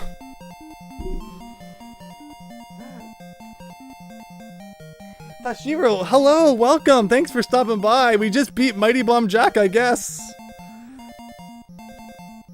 Like, okay, so I'm opening up this map then. Let's actually have a good quality look at this map, if that's it, if that's the whole game. So there's these S coins, right? Like, what's that all about? Secret coin. E stands for extra coin. Like, this is a really cool map. There's like a crystal ball you can find and everything, so clearly there's a lot more to this game if you want to dive into it. Like I said, the box brags about there being 4 different endings, so I'm guessing that a lot of these items probably relate to that. Room of Slave. Oh man, we never got to go to that. Torture room. Like, weird. Weird game. Weird game all around. Very, very strange. Wild Eye, best ending. So, I mean, that sounds like a pretty darn good ending, right? What are the conditions, I wonder, for the different endings? Let me see here. This isn't folded back up correctly. So, yeah, that did not take very long. We've been streaming for about an hour and a half. How long is Mighty Final Fight? Who's played Mighty Final Fight? Maybe we'll check that out, since it's next on the list. But I'll need a minute to get that set up. Thank you, The Game Room. Thank you.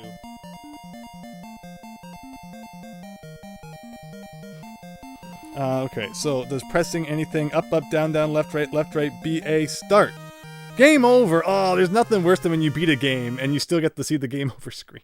Our score, we got 59, a ranking of 59. We barely passed, but okay. That was Mighty Bomb Jack. Pretty interesting. Yeah, Daniel, yeah, it was not too bad at all, and unfortunately we got right to the end and had to replay it. I'm not sure what all of a sudden determined that we could get to the king. Was it because I defeated all the enemies in the room, or... You know, I don't know. Just again, one of those cryptic NES games, but we managed to beat it. You know, so I won't complain too much. So with that, give me just a minute here. I usually like to read the instruction manuals for games before I play them too. So, you know, I guess we could skip that step if I was going to play Mighty Final Fight like right now, or maybe we could try to pull it up here for a second. Let me see. Where's the digital version of that? Unfortunately, another one I don't own. Mighty Final Fight's a pretty rare NES game at this point. So, yeah, it's not a manual you're going to find laying around too much. Let's read the story for Mighty Final Fight. I think it's like Street Fighter 2010, right? Where it's nothing like actual Street Fighter. I could be wrong about that. And this is one of those more mysterious NES games I'm looking forward to finally playing. The story. Metro City, the crime capital of the world, has been overwhelmed by crime and violence. At the center of the problem lies the Mad Gear Gang, a merciless band of punks and thugs that control the city, but the leader of the gang wants more than just the city. He has fallen in love with the mayor's daughter, and he's gonna do whatever it takes to have her. Hager's daughter Jessica is missing, and the leader of the Mad Gear Gang has got her. He plans to marry Jessica and take control of the whole city, but one man stands in the way. Hagar is in a fighting mood, and he's ready to crack some skulls. Joining him in the rescue are Guy and Jessica's boyfriend Cody. Together, nothing's going to stop them from getting her back and restoring peace in Metro City. So that's what Mighty Final Fight's all about. Interesting. Yeah, I don't know. Let's see. What the heck? I'll go clean that cart. And we'll check it out for a bit. So I'll be back in just a second. Please consider hanging on, and appreciate everyone who's stuck around for not Mighty Final Fight, Mighty Bomb Jack. That was not too bad. And let's see what Mighty Final Fight is like. So I'll see you all in a second.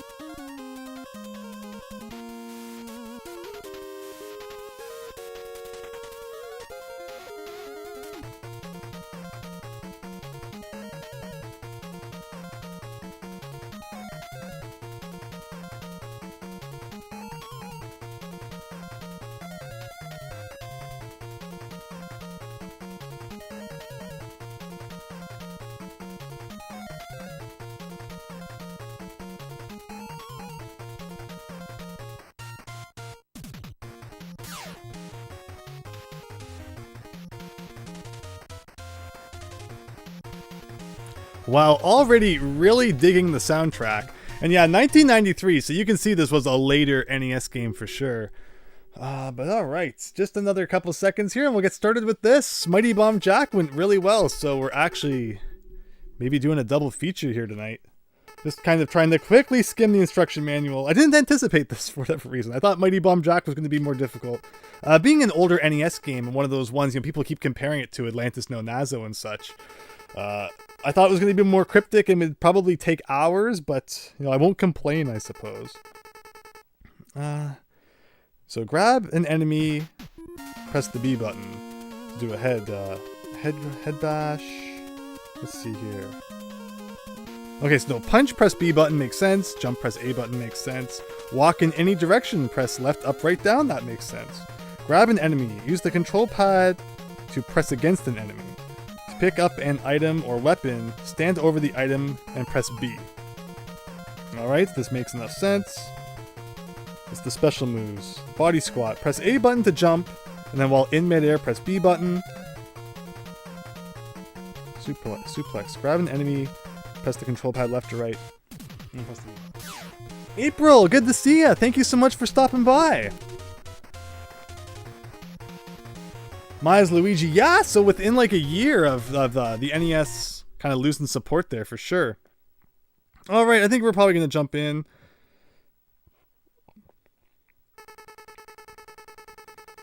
Alright, yeah, we won't worry too much about the semantics, I guess. Although I am pressing start and nothing's happening. Is it actually... Okay. There, we got out of that. Let's press start. Who do we want to be? Oh, Cody's the default. Let's do Cody. Alright, slum time. Here we go. Look at him walking around. So it's like a, it's a beat 'em up on the NES from the looks of it. Cool. This looks like we're beating up Lance from Pokemon here.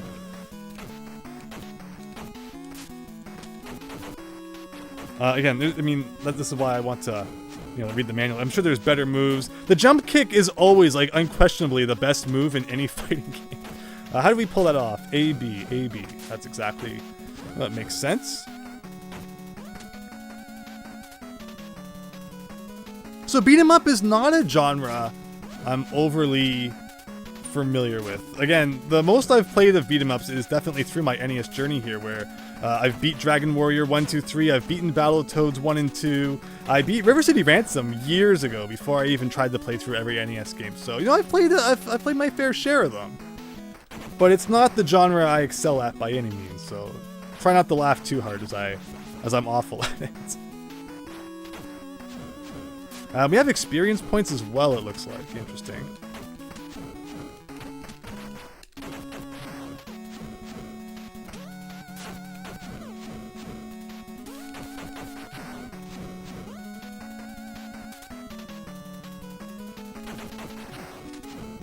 So far, though, it controls pretty well. No slowdown or anything, so you gotta give it props for that. I like that it shows the enemy health bars. It's always nice knowing in a video game, just how much more you gotta beat up on your enemy to defeat him. I don't know if there's, health or anything. Health pickup would be nice. I don't know how I lost so much health to begin with. I guess just when we were kind of getting our sea legs, I took a bit of a beating maybe. Or maybe the bar didn't start at full, but that's probably wishful thinking. Let me just make sure I turn the microphone back on so I haven't been talking to myself for 3 hours here. I think it's looking good. April, you were playing Dr. Mario 64 all by yourself. Yeah, we'll definitely do some more Nintendo 64 streams, multiplayer soon. Hopefully they release Mario Party 3 soon, plus Pokemon Stadium 2. I look forward to playing more N64 with everybody. Since we're in 2023, this should be the 30th anniversary of Mighty Final Fight. That's true. This game is 30 years old. Ugh. Oh, it hurts sometimes thinking about how old NES games are. The last USA NES game is also the only NES game with an ESRB rating, and that's Wario Woods. I'm happy, honestly, that NES games don't have ratings on the front, mucking up the cover art. Has anyone ever actually looked at the rating when buying a game? Like, if it's got a guy on the front with a gun, you know, you'd probably assume it's not for kids. But then, you know, Mega Man 2, it's like literally just a blue guy holding a gun, so on the cover art. So maybe that's not the, that doesn't really win. Oh, how did I do that? Okay, so you see, this is why I would have liked to have read the controls. So let me refer to those again. We're playing as Cody, I think it said. And what are Cody's controls in particular? Because every character has like slightly different controls. Jump kick, jump A, press B, knee drop. Press the A button to jump, and then while in midair, press down and then B. Super kick is A and B buttons simultaneously. I did that, so maybe... Oh, your strength meter will go down every time you do a super kick. Okay, so we got to be careful with it. Ah, wow, yeah, it took off a nice chunk of our meter there. Oh yeah, so if we jump and press down B, it kind of knees them in the head. Interesting.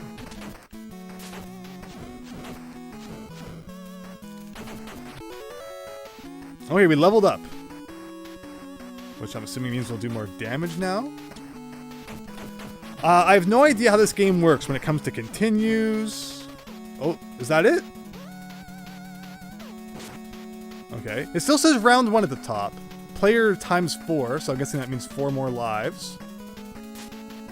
Is this like a ladder we can go down? No, okay. No, we cannot interact with that. Now we're playing Donkey Kong. Oops. Okay, so when you jump, you cannot move up and down. That was what my problem there was. I jumped thinking I could still move, you know, depth-wise, but it did not work.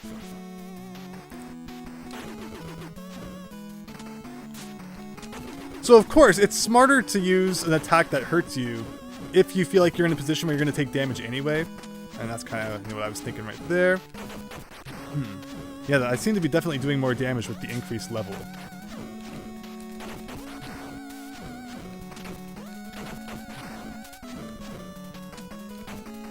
Whoa! Did that guy just take off like half my health? I don't understand how damage works in this game. I mentioned earlier I just recently beat Might and Magic for the NES. And there's a very early game enemy. It's an RPG that you'll sometimes encounter. And it will take off 255 damage out of nowhere. And it's like a super early game enemy. And just the whole time I'm playing, I'm like, something is wrong with this. So I beat the game, you know, and I read more into it. And it's apparently a glitch where it like the damage value it's supposed to do underflows, and then it ends up at like 255, and it's not supposed to be. So suddenly you have this really early game enemy that occasionally appears throughout the rest of the game, and they have the ability to just wipe out your party members instantly due to a glitch. So that was rather unfortunate, but it's just good to see that, you know, I was like, something has to be wrong with this, and it did turn out to be the case. Mega Man 1's US box art was so awful that they made a whole character out of it. Yeah, it's always been a running gag, right? And of course, the last Mega Man game was Mega Man 11. I think we're due for a Mega Man 12. Well, with how good the Mega Man Battle Network Legacy Collection is sold, people are wondering if we'll see more of that. Personally, I am having so much fun with the Mega Man Battle Network Legacy Collection. I still haven't even touched Part 2 yet. Part 1, I've probably put almost 150 hours into. It's so good. What? Mega Man was wearing blue things? Yeah, Spearhead too. I love Wario Land 3, and I love all the Wario Land 3 references in Mario Dr. 64. Well, alright, let's see. Haha, I am Thrasher, ruler of this city.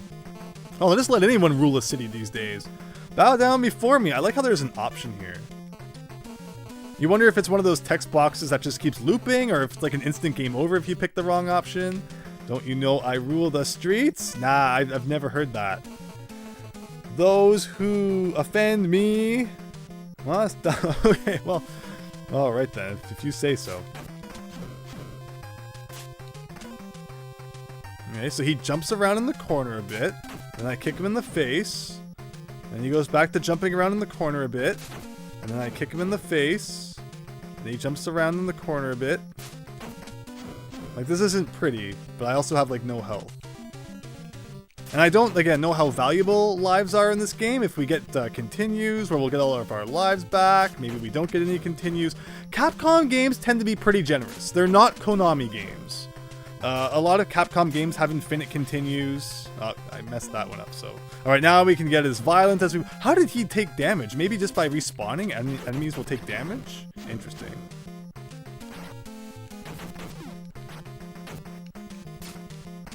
But of course, this is my first time really playing this game, so any subsequent attempts, I'll have more of a feel for everything.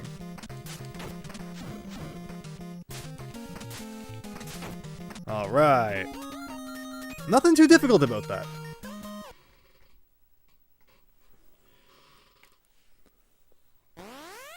So, yeah, like, that map makes it look like there's like 5 levels. Let's see here. Speaking of... Best version of the original Final Fight was on Sega CD. Perfect port, right down to the CD quality music. I don't think I've ever played the Sega CD version. I'll have to look into that. Ruin, welcome. Good to see ya. You want to see Star Force adapted to controller. Oh my gosh, yeah. So Star Force was really cool too. Any of these music tracks sound like they could just be put in the Mega Man level and like no one would question it. Look at this guy. What's this guy? Okay. He's like skier or something. Whoa, he throws knives? Crazy. Ugh. But I'm guessing it has to be the same composer. But sometimes Capcom games surprise me. Like, I was shocked. I heard Bionic Commando soundtrack, and I was like, some of these sound just like Mega Man. And I looked into it, and then it wasn't the same composer, so it was very surprising.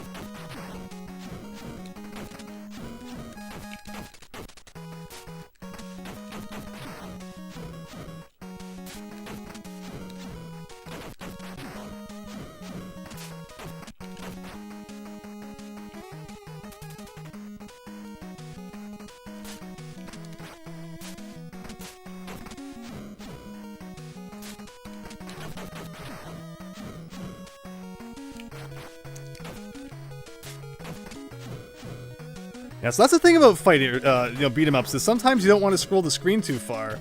Is if you can just deal with one enemy at a time instead of 2, that's a good strategy. But in this case, this guy spawned in, and what's the strategy with him? Do that.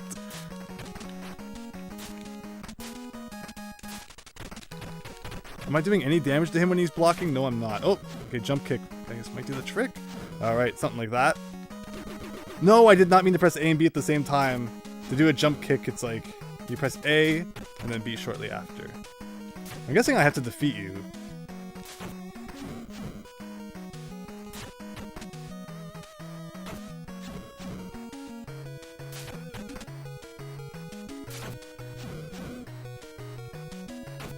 Okay.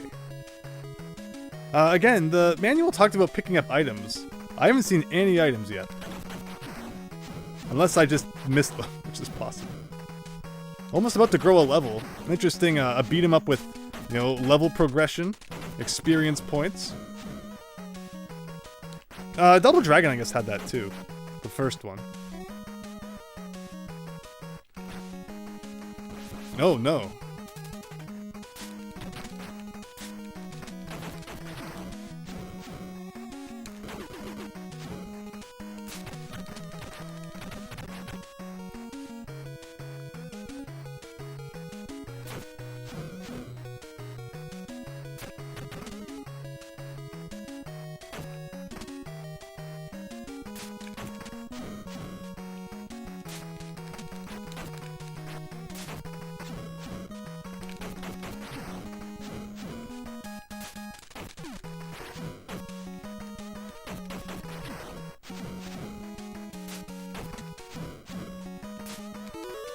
Alright. Oh, and that filled my health too? Yes! Yes, I love when level ups also fill your health bar.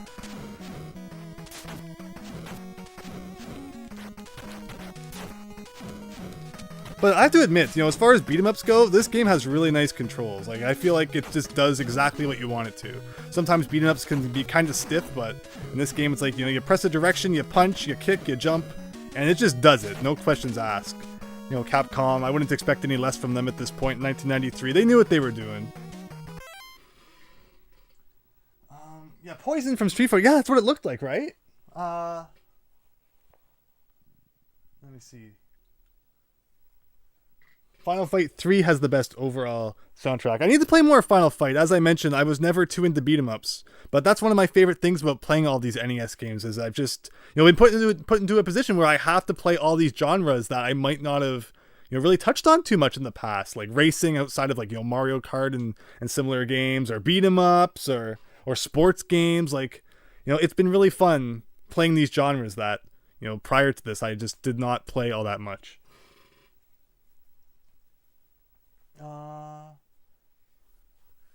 But yeah, alright, let's continue on here. So again, no idea what the continue situation's looking like. Sometimes the instruction manual mentions that. It'll be like, you get 3 continues or something. But again, with the skim that I gave of the manual, I feel like there's probably things I'm missing. Like, speaking of items and weapons, like, I haven't seen anything like that. Despite the fact that the manual definitely acknowledges that they exist.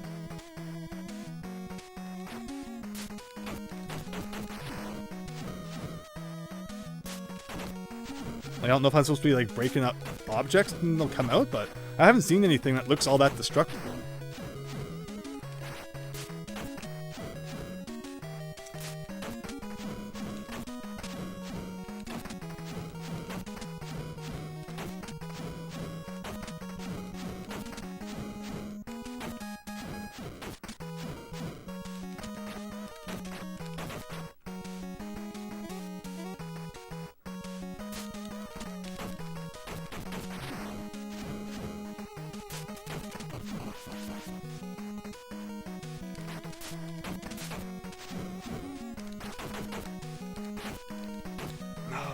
No. I was doing so well, and then the big buff guy comes along. Like, this kind of looks like a boss, maybe, though? With how long his health bar is.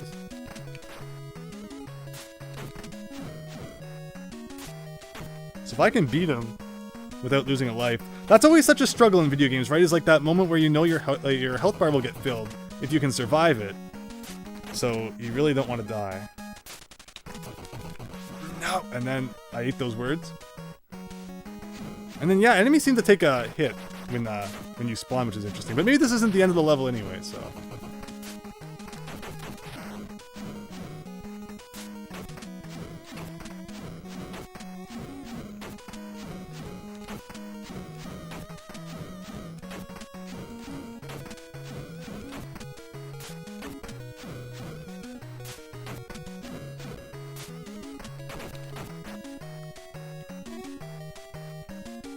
Like, yeah, this game just does not believe in health pickups, I guess.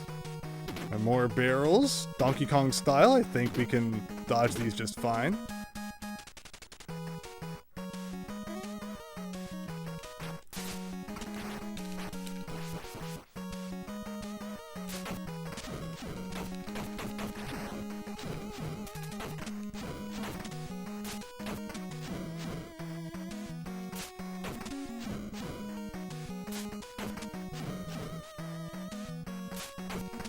So earlier it was mentioned about, you know, if I had the EverDrive, I wouldn't have to be swapping out the cartridges, and I actually do have one, which I mainly use for things like ROM hacks and other oddities. But obviously, owning the actual physical game, it just makes sense to play it. Even though, you know, I bet there's a lot of people at this point who, you know, some of the rarer games, they would never consider actually putting them into their console. It's like, oh no, it will wreck the pins, the label will get ruined or something.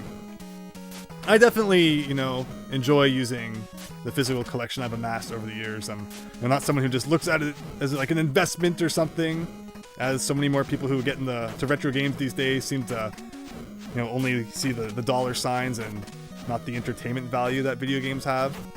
Which, you know, everyone's going to be different, I guess, but it is fascinating to see just how, you know, it's changed over the years.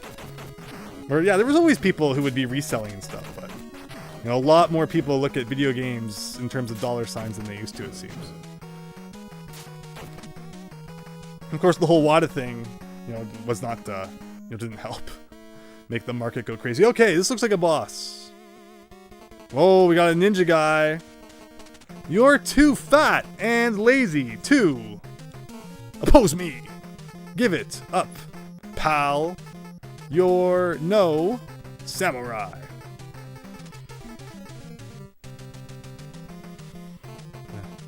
Are you done flapping? Good, because I'm gonna chop you down to size. Okay, so we got a ninja boss, or samurai boss rather.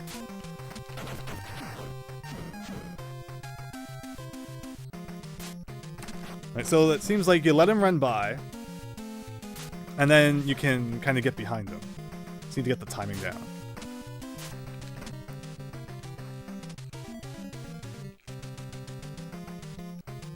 Nope, okay.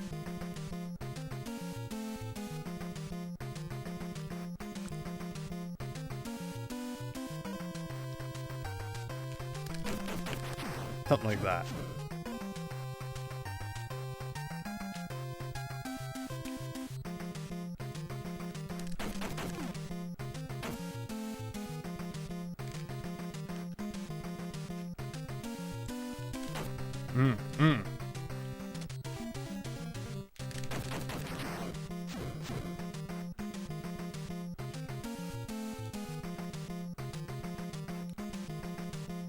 No! Oh, I was trying to beat him without dying.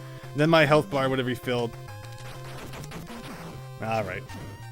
Okay, so this is the second level, and it looks like we've already gone through just about all of our lives by the end of that. So yeah, very curious. I would be shocked if we didn't get a continue. It's not like Capcom to not even give you one continue. Maybe they'll give you a limited number, like 3 or something?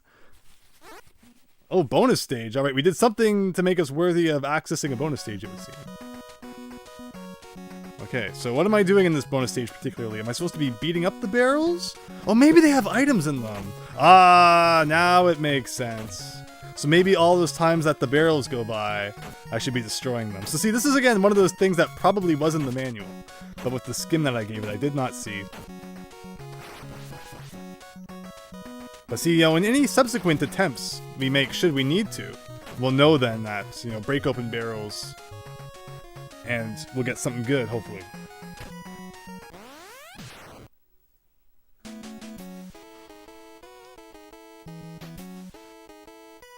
Alright, we got holes in the floor now, which are possibly either, you know, they'll at the very least hurt us, but are they instant death? That's the question.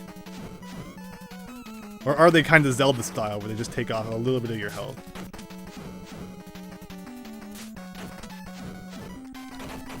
Well, I have to say though, really enjoying this game. Like, for an NES beat 'em up, can't complain too much at all.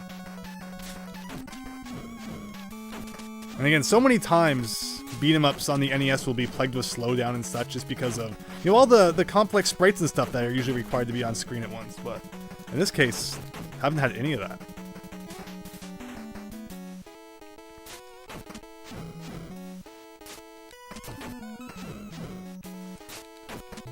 I wonder if you can knock them into the holes. Whoa, whoa, was that Hadoken?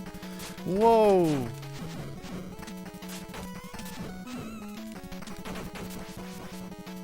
I don't know how I did it. Apparently I did it.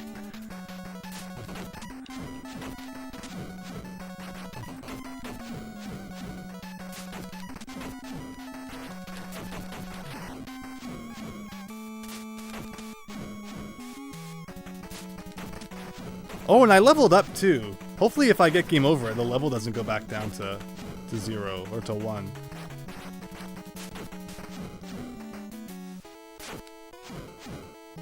I see a message. I will check that as soon as we're done here. Tuxedo Earth, or are they kung fu enemies where they hug you and your health drops? You thought I would choose my favorite character from all video games.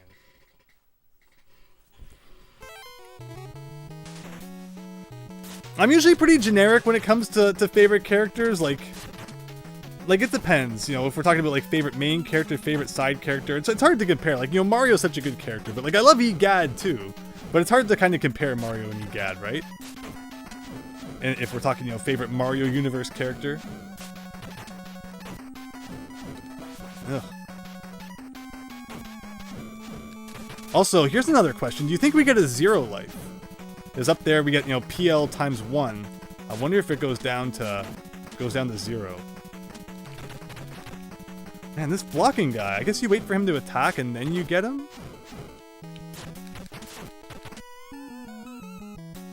Oh, more guys coming. Oh, he was charging up for something. Oh, you do get a 0. Okay, okay. How do you do that? I guess it's because of our level, right? As our level goes up, naturally we're going to learn more moves. Oh, so okay, he does like a super punch maybe? Okay, it seems to be because I press right and B at the same time, so if I don't want to do that, because the charging up position that it puts you in kind of makes you really vulnerable, so I'm not sure I like that. Can I do that from a distance though?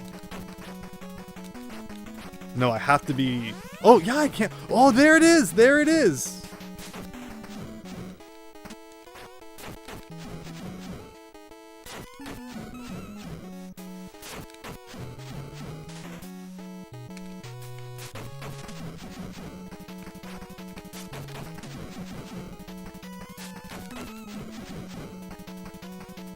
And yes, this is kind of cheap, but also enemies are cheap too, so...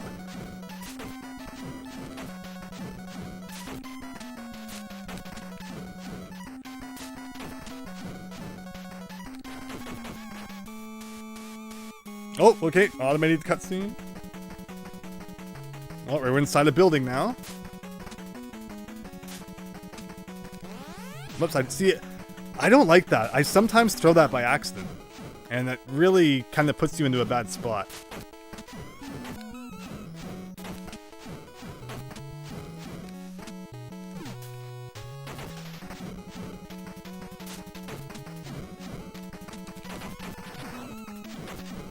So I realize anyone who clicks on this stream now is going to think I'm playing, you know, Mighty Bomb Jack.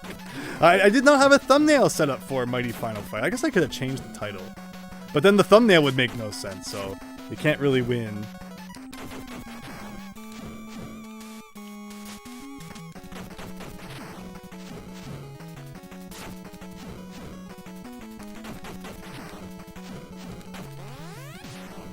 See, I did not mean to do that.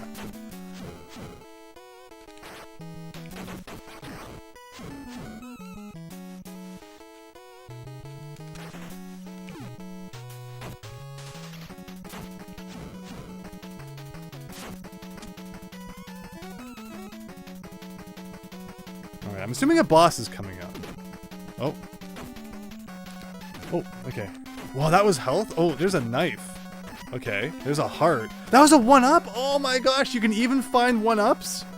Oh, and there was all those barrels earlier I didn't break because I didn't know you could break them.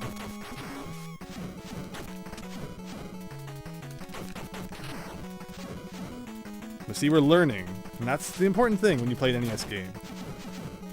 Is that you observe your surroundings and you become better as you understand them better.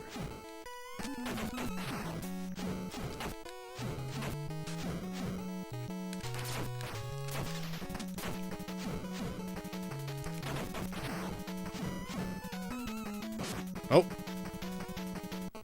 Alright, basement boxing ring, here we go. I'm Abigail, the toughest fighter in the Mad Gear. I don't think anyone would see... Huh. You've been lucky so far, but your luck has just run out. The others looked tougher than you, jerk. I think that was supposed to be me saying that. I'm gonna shove those words down your throat. Okay. Whoa, okay. Okay, this is not what we want.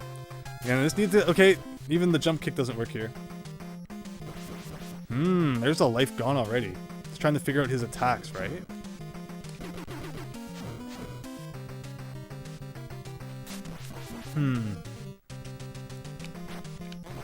Like, what does it want?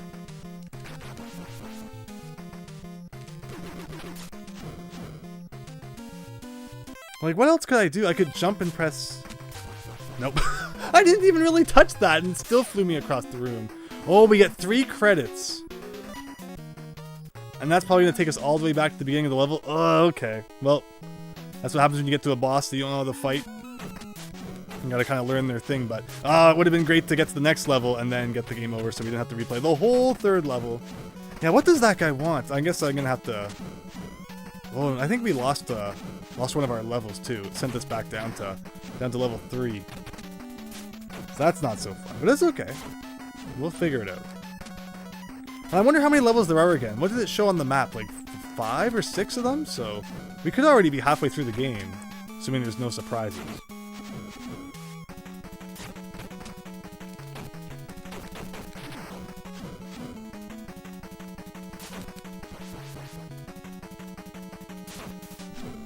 Again, these holes still make me nervous. I'm not sure if they would be instant death or not.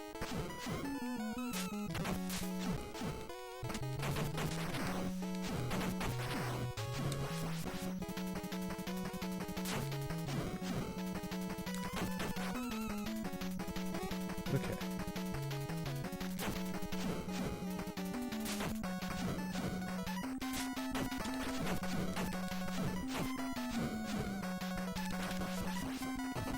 That was a weird jump that guy just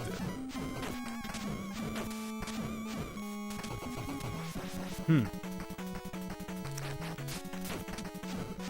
Typically you want both enemies on the same side. A bit of a weird situation here though. One of them would just go down. I thought it looked like one of them had not much health left.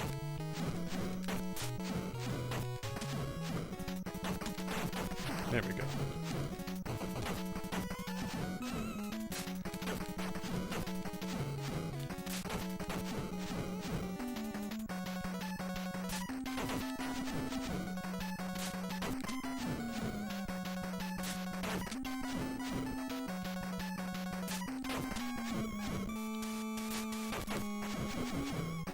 Again, this is lame, but at the same time it's working, so I'm reluctant to stop doing what I'm doing.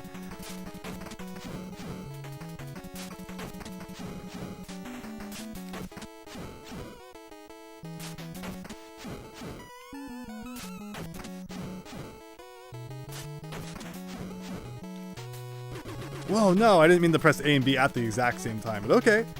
Alright, well, we got more dudes like this.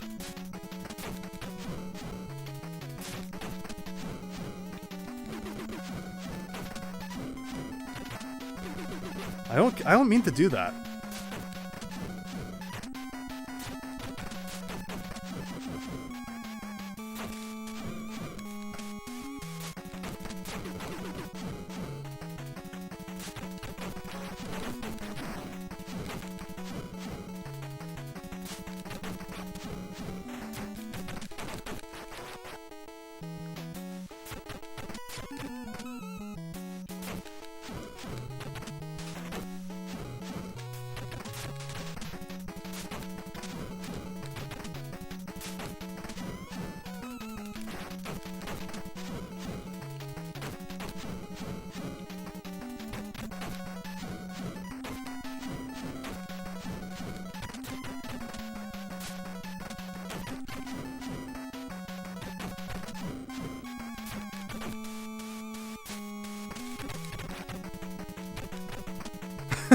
The other guys just keep coming, but this big guy I just haven't taken down. Ugh. Like, I'm guessing the big guy, you gotta wait for his, he starts his attacking animation, and then that's the moment when you can kind of get him. Oh, but see, I was trying to try and let him do that, and instead it resulted in me taking the hit.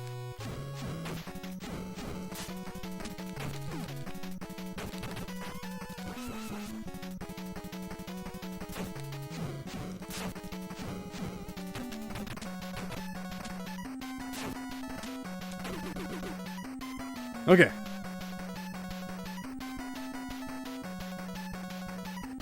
Let me see here.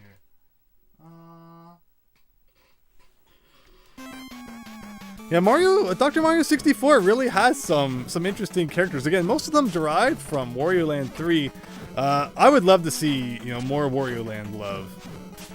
Dr. Mario 64 was like the one time Nintendo kind of acknowledged it.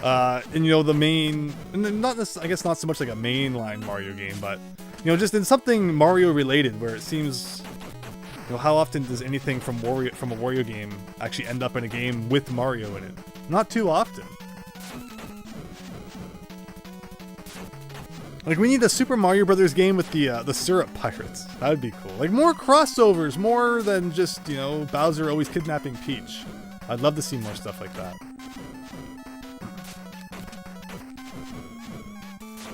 So one thing I'm noticing, I think because my level went back down, I'm not doing that, you know, that power attack anymore. The projectile.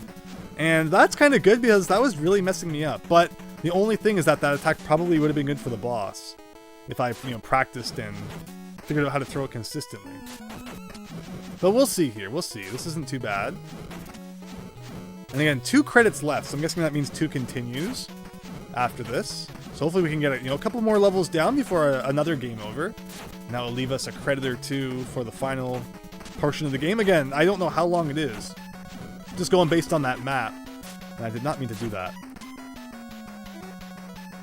Is this when the barrels come? Yes. Oh, hopefully that wasn't the one with the heart in it. Oh, no one up this time. That's unfortunate, but maybe it's because it knows I have lots of lives, so it, you know, it doesn't give you a 1-up. It could be smart like that. But yeah, this is Mighty Final Fight. I guess, yeah, again, anyone showing up now will not understand what we're playing. This is not Mighty Bomb Jack. We beat that in like 10 minutes. So we moved on to Mighty Final Fight, the next game alphabetically on the NES.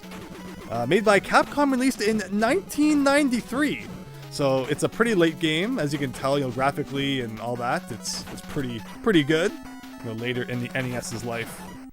And yeah, a pretty obscure game, and not one you're probably gonna, you know, see or hear about too often. Pretty rare and expensive now, unfortunately, these days as well. But okay, so that brings us down here, and we don't know how to beat this guy, so let's see. Miles Luigi, dodge encounter, block encounter, tank damage, and overpower. One of those are the answer. That's just kind of like the fighting game code, right? Dodge encounter, block encounter. Was there a block? Actually, that's right. I'm going to read the instruction manual for just a second here. To confirm all my attacks, so we know the super kick, knee bash, grab an enemy and press B.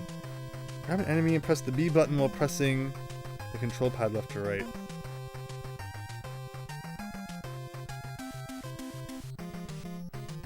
Let me see here.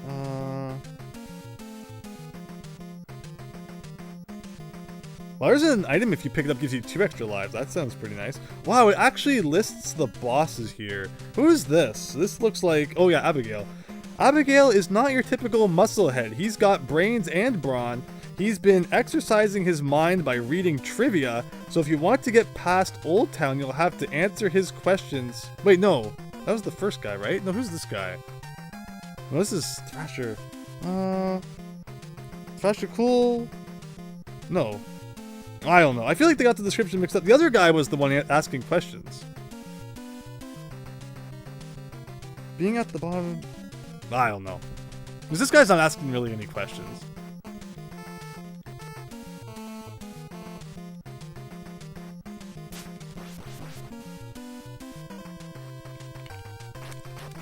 Like, okay, come at me. Come at me like that.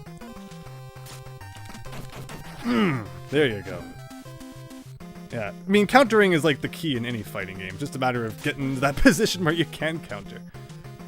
Whoa, oh, whoa, whoa, whoa. Okay, so we got the lives to deal with this. It's like, so come at me. Okay, that time that worked. Okay, when he comes at you like that, you can kind of kick him in the face. What the frick? He's... I don't know what that was all about. Yeah, I really don't know. No! It's okay, it's okay.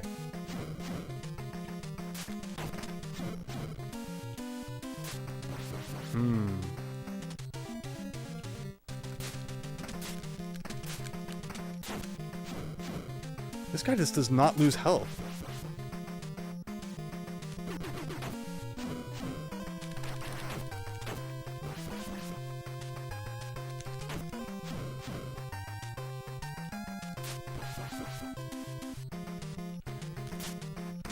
Like, you have no chance to kind of get up close to him and attack. Because he's always punching you. He's always doing something to you. What if I just have him against the wall right now? Nope. I thought maybe I could have stun locked him or something, but not quite. Oh my goodness.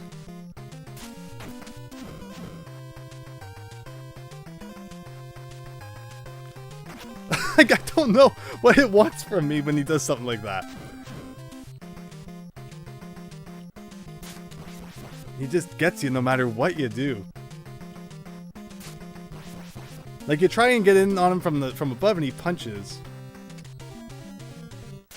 Okay. You'll just stand here. Nope.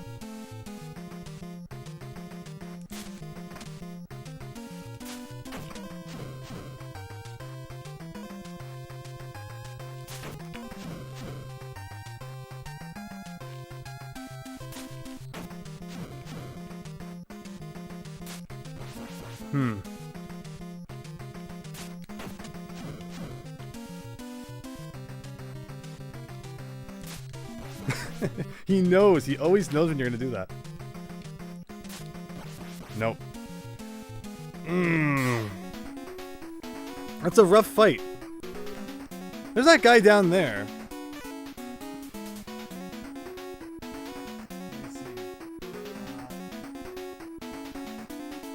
Yeah, Miles Luigi, it's really rough, right?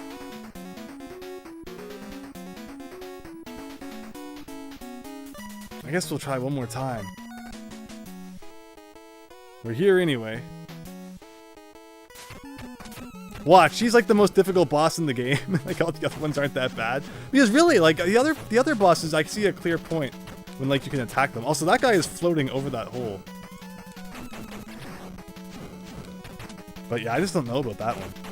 Unfortunately, that's 2 game overs now to that same part, which is really bad in terms of the credits we have left. Like, it's just such a different, you know, thing compared to all the other enemies we've fought.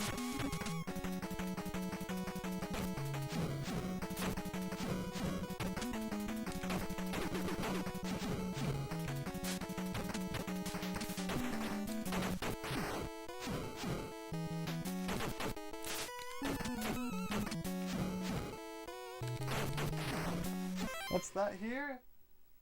The game room, hey! A rough fight, you say? A final fight. Hey, if that's the final boss, I won't complain. I don't think it is. But yeah, welcome everyone. Hope you're having a great night. Thanks for checking out the stream, which again is not Mighty Bomb Jack. It's always a weird time when, you know, we play a different game than what's listed there. But yeah, Mighty Bomb Jack, like I said, I was expecting it to be this massive, long, cryptic thing that took us many attempts. And instead, I think it took like 2 attempts. Maybe 3. I think it was like our 3rd attempt. Ooh.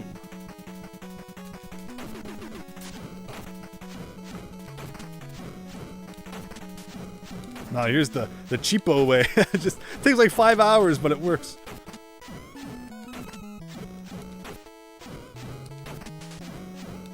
Uh-oh, uh-oh, uh-oh.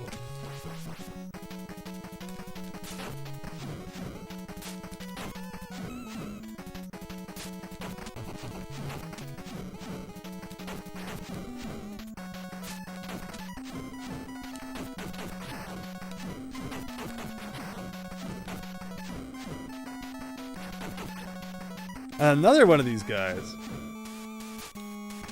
Oops. I got no idea if these holes do anything still. Like, I'm kind of curious. Like, fall in the hole. But then, you know, if he can knock me into the hole as well, that's not something I want. So I feel like slow and steady wins the race. As unfun as it can be.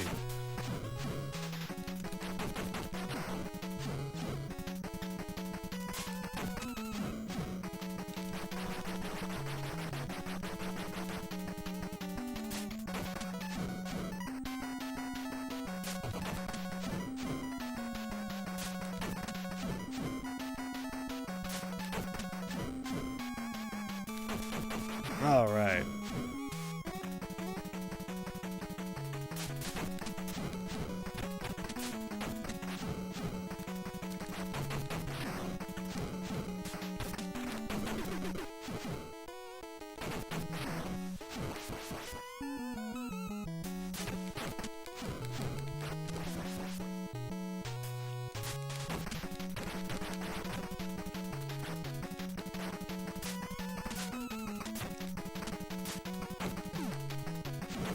So what are other people's experience with the Final Fight series? As I said, it's not one I've played too many of the games of.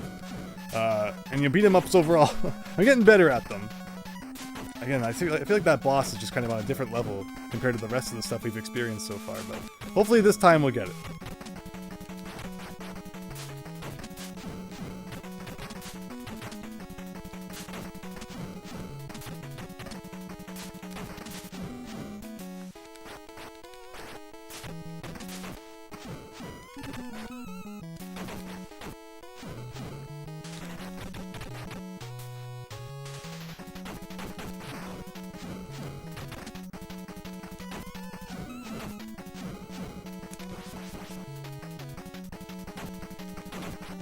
And that's the whole thing about those guys that kick, is you can only hit them when they kick. But it feels like you need to be kind of in a bad spot to even be ready to do that sort of thing. Like, how's the better way? Maybe jump in B. Jump in... Oh, okay, so maybe just like...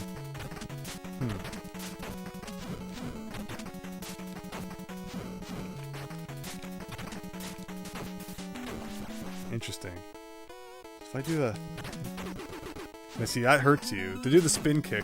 It's not Double Dragon where you can just spam the spin kick all day.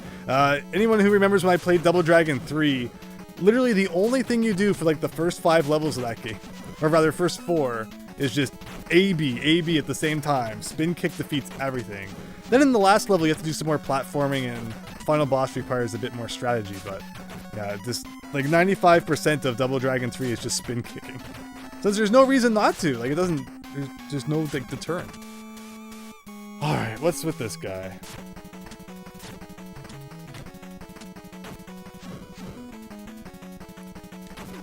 I didn't mean to do that, but... I feel like that's just it, like you have to let him get close enough that he's about to kick. And that's like your one opening to get him, so... And you can see how I keep hitting him like the instant... You know, he starts to kick. Alright.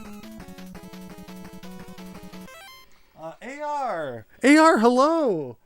Did not expect to see you were live. Yeah, hey, AR, hope you're doing well. Yeah, this was more of a spontaneous stream. We beat Mighty Bomb Jack. Now we're beating Mighty Final Fight Jack. And this is a cool game. Just this boss.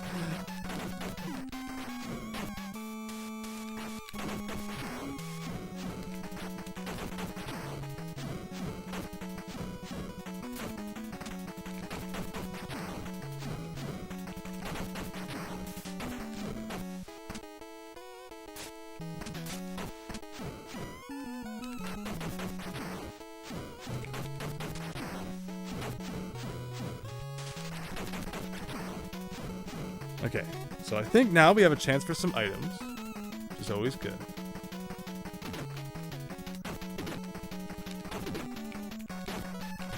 I don't know what that was I just picked up. Oh, that was like maybe experience or something. Maybe one of those had a 1-up. I guess we'll never know. At least the barrels didn't hurt. I guess there's always that. No, we don't want to be losing too much of our health and lives before we get to the boss. That's where we're really going to need them, I guess. This sliding guy is always annoying.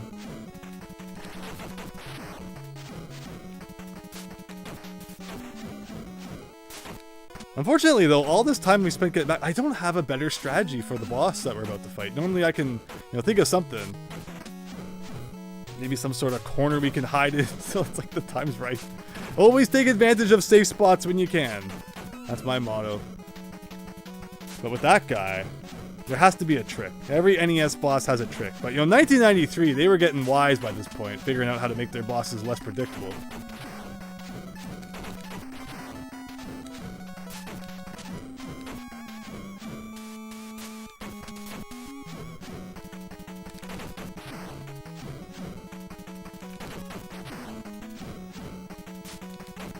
Okay. Alright, so yeah, you are Abigail. Okay, yeah, that makes sense. But it says that you'll have to answer his questions or he'll plant a big wet kiss on your cheek. Like, what? What is with this boss? I like how the next boss is just another katana. after we fought one earlier. Which sounds good to me. Katana wasn't that hard. I don't... What's with these questions that's talking about? He doesn't ask any questions. April, I don't think anyone... Yeah, Dr. Mario has some good music. Alright, well, good start.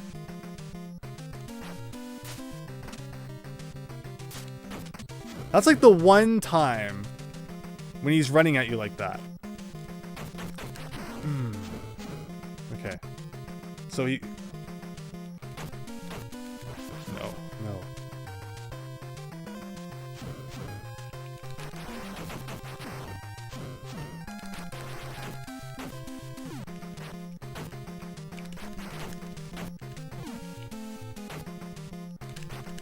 Okay, so...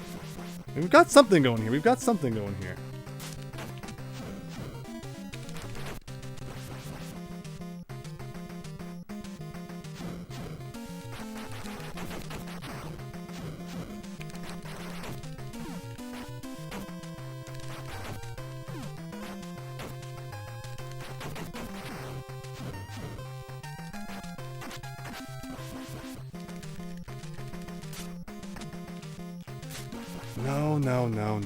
No.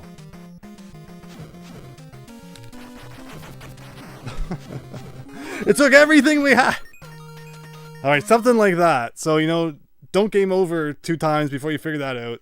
And you'll have a lot more stuff going into the later levels. But okay, factory time! Factory. Oh man, here we go. Ugh.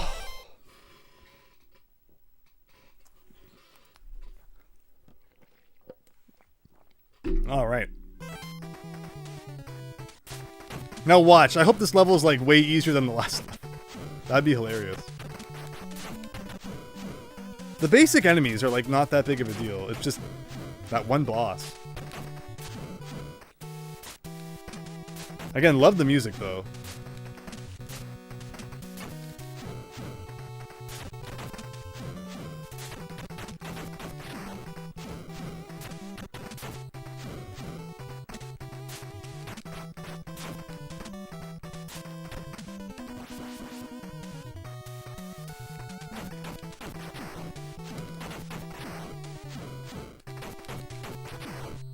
Alright, seem to have figured out how to deal with those guys.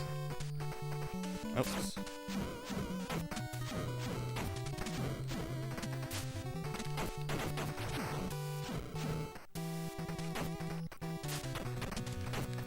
Oh, no.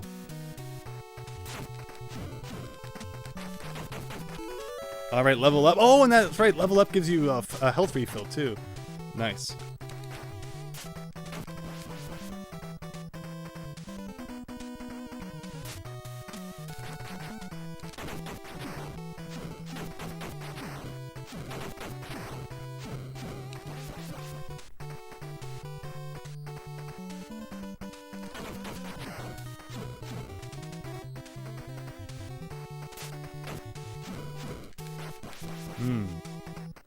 Actually, and I think my health bar has been growing too as I level up. That's pretty awesome. Yeah, 2 for 1. I like it.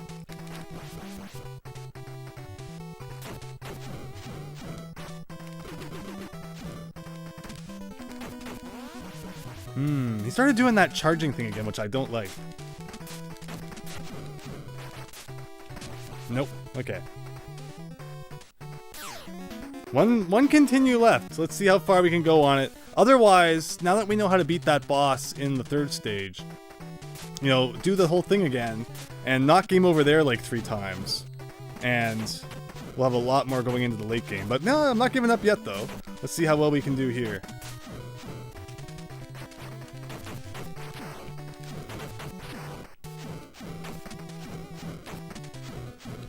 But yeah, it looks like our level went back down again. So every time you game over and continue, it takes you back a level, it looks like. Nice. Okay, perfect.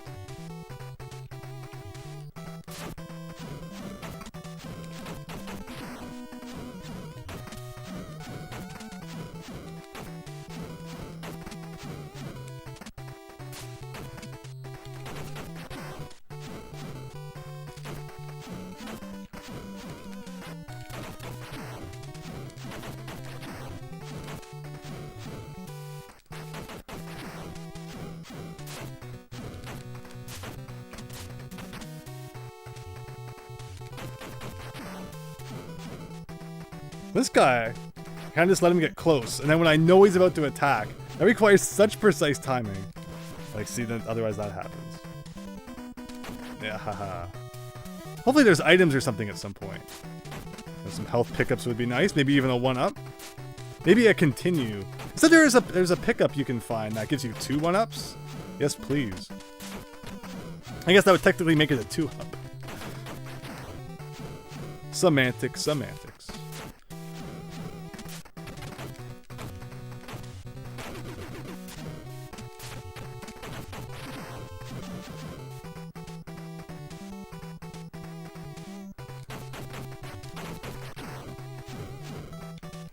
Oh.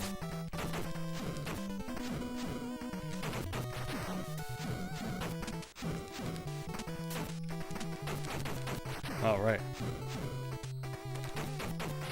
Okay. Okay, I'm not controlling this. So he pushes you in. Okay, we're on an elevator now.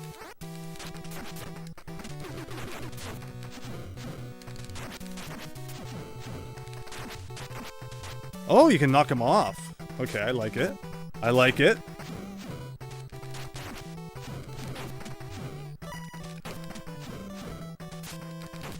Oh, he landed right on top. I had no way to prepare for that. I'm guessing this means I can probably also fall off, though. So that's a scary thought. I wonder how far... Okay, so he keeps falling on top of me. It's like, I don't know where you're coming, so how am I supposed to prepare? I wonder how far down we're going.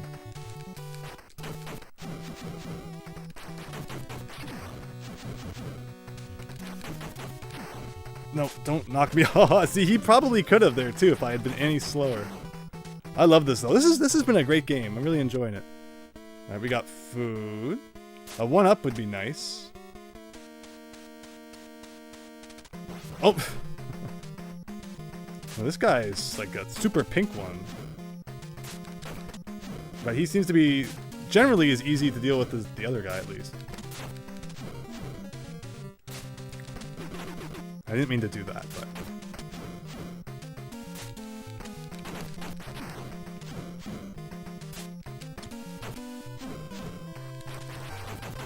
Okay.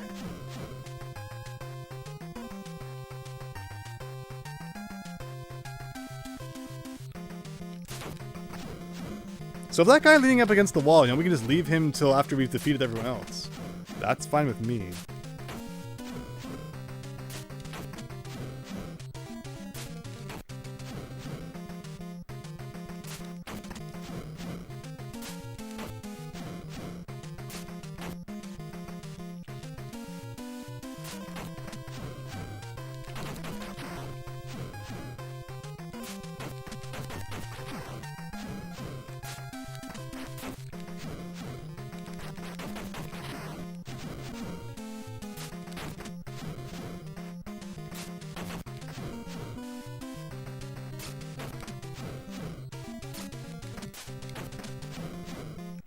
Alright, seems like this is the last guy.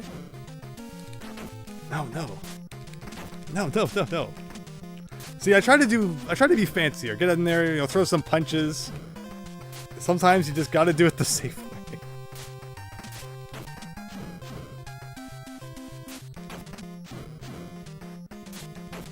I notice every hit, too, is giving me 1 experience. That's nice. Can I break any of this stuff to get, like, a weapon or something? Alright, so we're back to this guy again. You look a little run down. Here, have some water? I don't think so. You refuse my gift? You have insulted my honor, and for that, you must be destroyed. Ready? How did this fight go again? I forget. Okay, so yeah, he comes at you, and then that's right, that's when you hit him. Okay.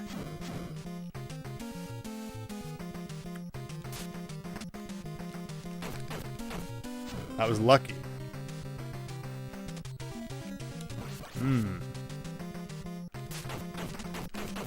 Okay. He has a lot of health.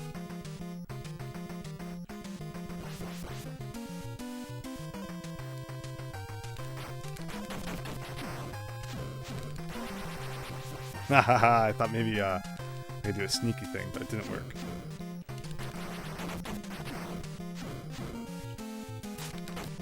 So yeah, jump kicks work on this guy? Then let's just jump kick him.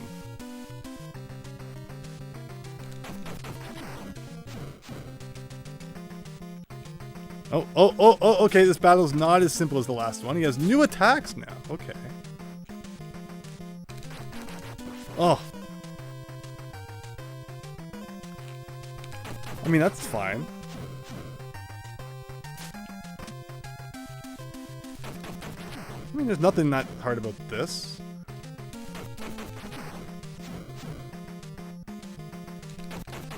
Okay. Wow, like, compare that to the last level. That was nothing. Bonus stage, please. 1-ups, continues, everything. No. I was not expecting the falling barrel.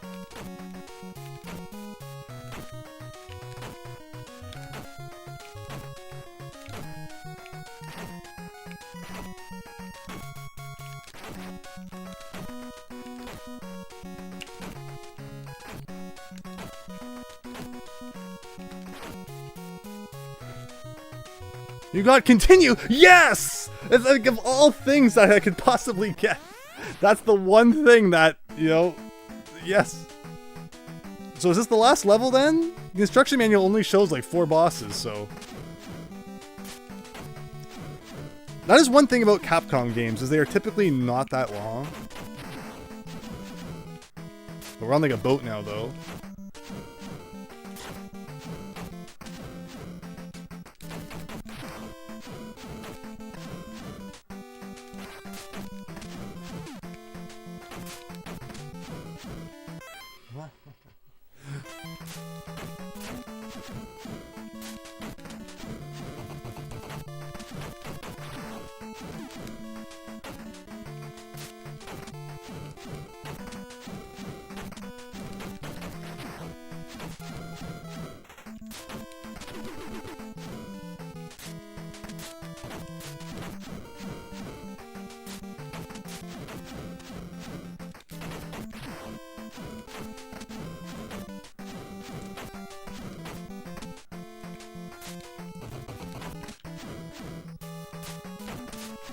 It's just the same enemies coming after you every time.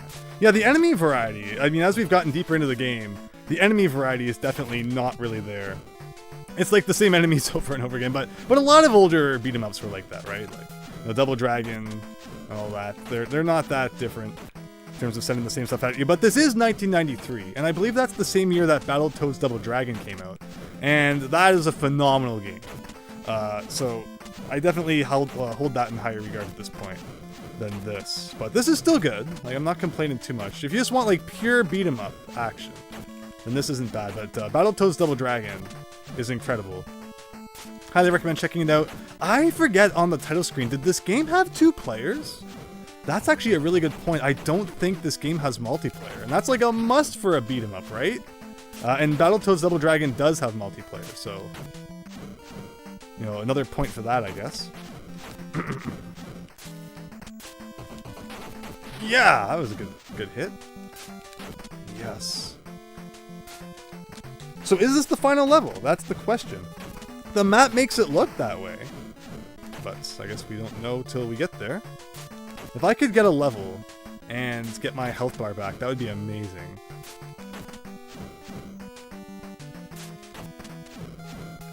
This character does not seem to be giving me an EXP every time I hit them. So we're taking it slow and steady. I'm not taking any chances. The one thing I don't like, though, about going up to the next level is I get that attack where sometimes I'm charging up and I don't intend to, and that really messes me up.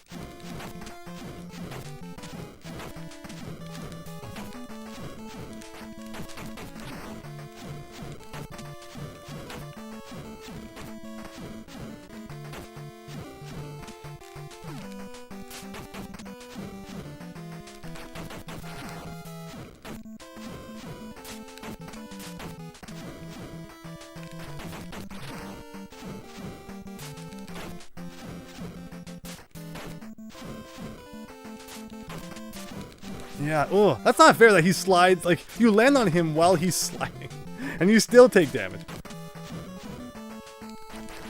Oh, no. He knifed me good.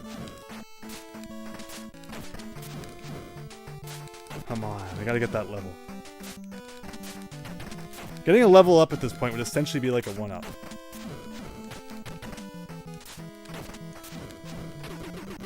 I did not mean to do that.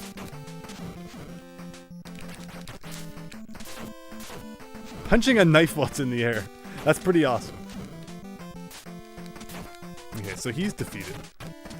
That leaves this guy.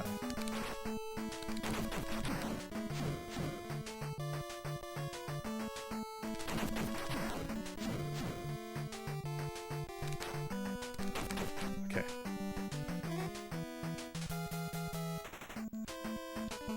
You're no match for me. Wait, is this the guy from before that kisses you? Oh, darn it. I didn't expect bosses to come back. Oh, no. Okay, I need a second to take a break on this one. Ugh, of course, it's a Capcom game. Of course they would reuse bosses. Of course they would. Of course they would. But this is a kind of a fighting game, thing overall. Bad Dudes did it. What other fighting games have done it? I mean, Double Dragon kind of does it. So, I guess this was to be expected, but why, of all guys, this guy? Alright, what was my strategy? He kind of runs over to you, and you...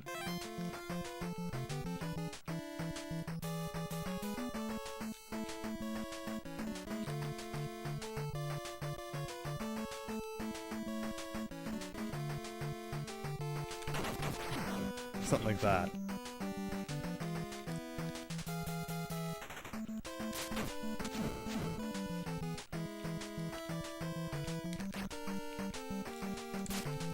No! The jump kick missed. Ah, there goes a life. Boo.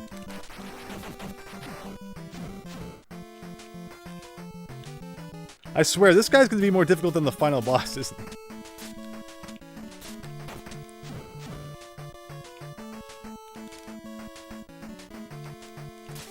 No, no, no.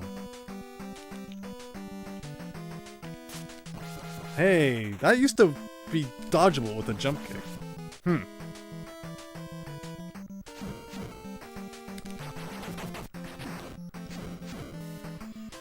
His music is rocking. Yeah, Capcom knew where it was at. Capcom and Konami. You can't mess with them.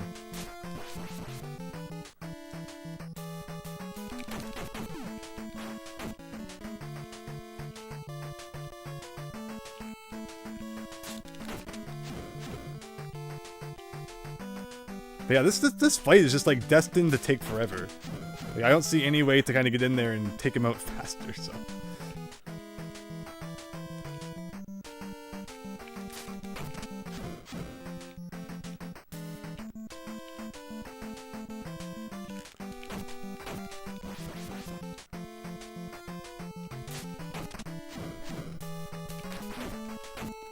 Oh, I'm trying to get in there, like, when he's standing up, Get, like, a hit in him at that moment. Ugh.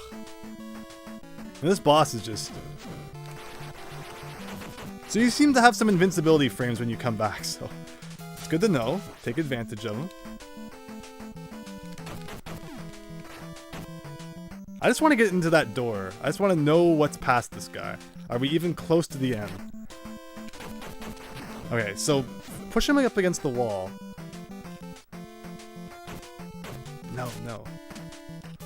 No, don't do that!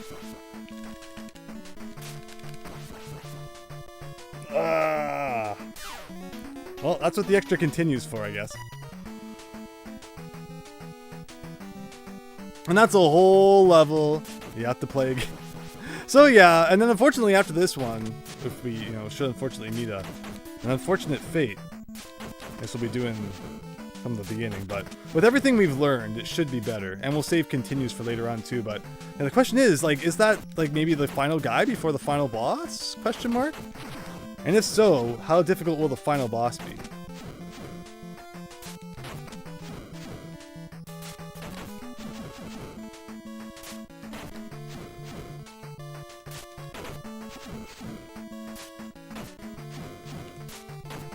As mentioned though, 5 levels seems to be kind of the norm for Capcom in the later years. Like DuckTales, 5 levels. Plus, you replay Transylvania in the original, so it's really kind of just 5 levels. DuckTales 2 only has 6 levels. The Rescue Rangers games have a few more levels, but they're still they don't feel like very long games. Even though I guess they are a bit longer. Darkwing Duck had like, what, 9 or 12 levels? I forget how many map screens of 3 levels there were. It wasn't the longest game either, but it had some good meat to it. What other Capcom games have I played? Destiny of a Warrior. Sorry, not Destiny. Destiny of an Emperor. If you're looking for an RPG, that was kind of Capcom's answer to Final Fantasy / Dragon Warrior at the time. It was a pretty cool game.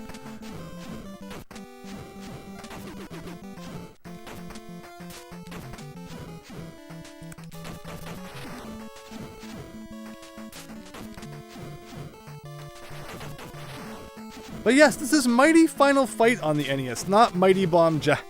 As if you have just clicked on the thumbnail, you might be surprised to discover. We kind of beat Mighty Bomb Jack too quickly, so we moved on to the next game. Which I hope you're all enjoying.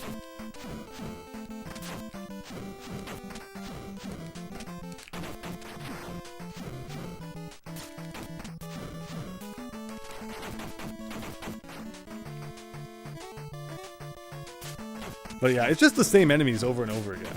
Which, I mean, that's just kind of what a beat 'em up is, but... Well, there's something about these enemies feels particularly like, oh, it's always the same.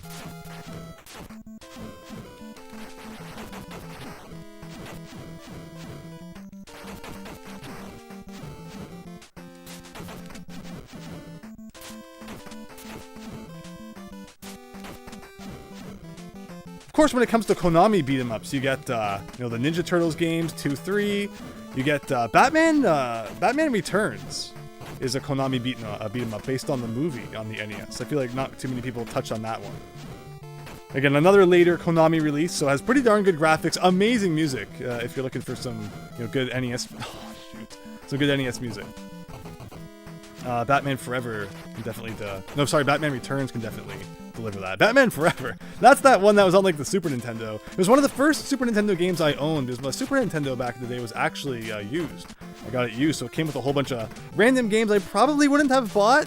Were it up to me as a kid. It came with like Batman Forever. It came with Spider-Man X-Men Arcade's Revenge. Top Gear 2. So yeah, I had some pretty, different games growing up on the SNES that I probably would have chosen myself. Although, of course, it also came with like Donkey Kong Country 1 and Mario World. And then I got, my own games later on, like Mega Man X and the other Donkey Kong countries. I added to that collection, but it's always stood with me over the years. And just how weird some of the games I had on the Super Nintendo were back in the day. Because of the fact, it wasn't brand new when I got it. Okay, let's see. So yeah, I'm just gonna stand here. Something like that. I forget how much further it is to the boss. Or sorry, it's not, yeah, the fake boss anyway.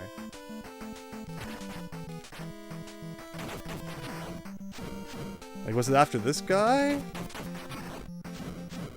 Some health pickups would be nice. Oh, here it is. Okay, so what if I could like wrap around to the other side of the screen? That'd be really funny. I wonder if there's a trick we can pull off to really get this guy. That'd be so funny.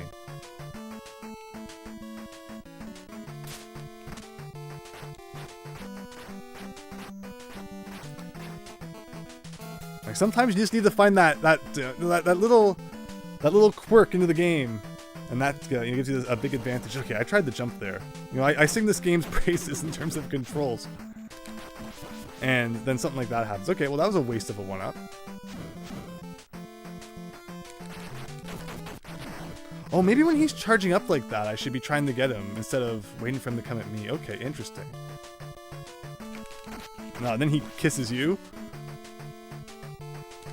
Yes, okay, that makes sense. That makes sense. Instead of being defensive when he's charging, be offensive.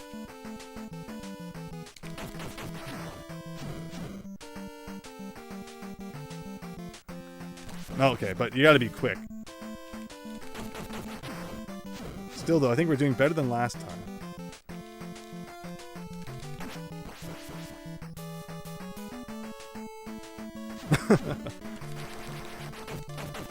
Okay.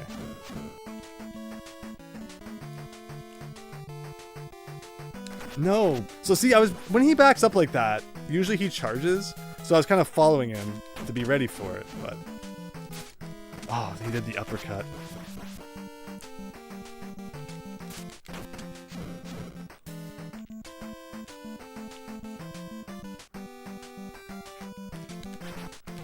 Whoa, okay. I'll take it. Yeah, and you can't jump kick him as he does that. Unless he's... Well, sometimes you can jump kick him, but... Alright, come on. We gotta be...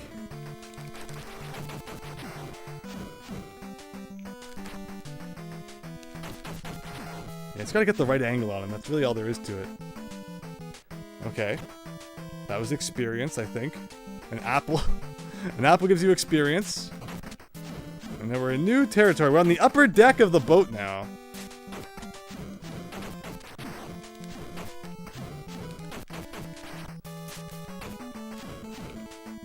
I see that meat on that sign, and normally that meat, you know, it gives you health. But in this case, we actually don't need it. We got one extra life left. We got this life and then one more after. Some items would be nice. Maybe another continue. I won't complain.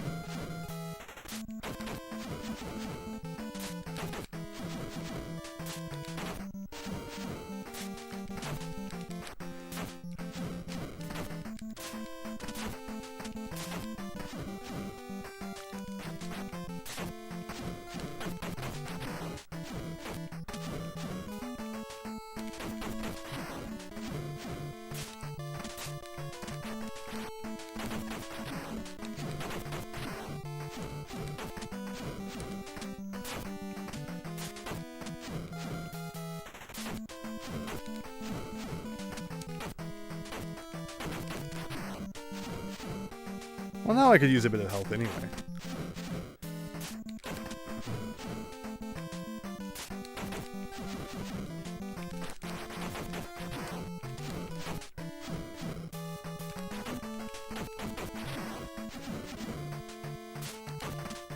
Ooh, if I could just get, yeah, level up, I could get my health back that way too.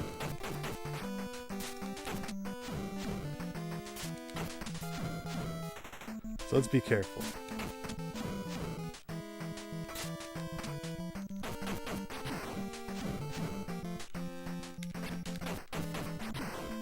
Alright, one more enemy should maybe do it.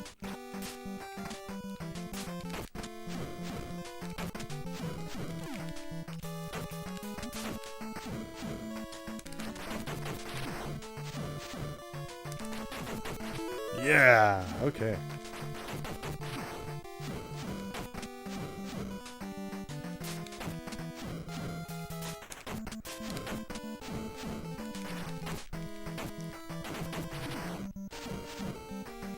Health bar is bigger too, which is nice.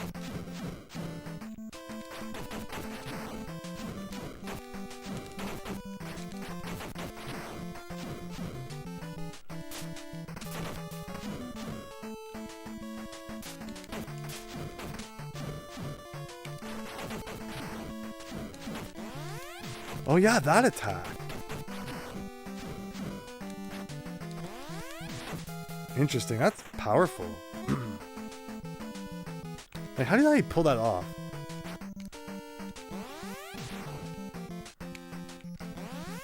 Does that take off health or anything? Like, so B direction, but...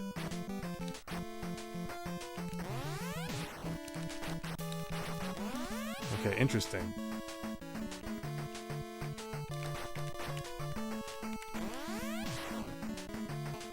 So it looks like this really does make you refight all the bosses. I'm just curious how much an attack like that would take off. Oh, instead of fooling around, I guess I should just be trying to play properly, but I just really wanted to know if it was any good against him. Yeah, it doesn't take off that much. I thought maybe it'd be like super powerful, like in Mega Man X.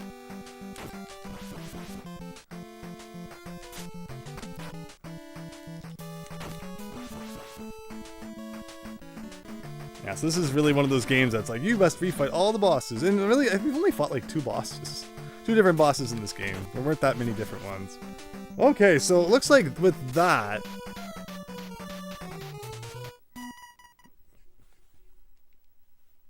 that takes you back to the title screen. I think that's what we're going to call it for tonight. That was an interesting little dive into Mighty Final Fight.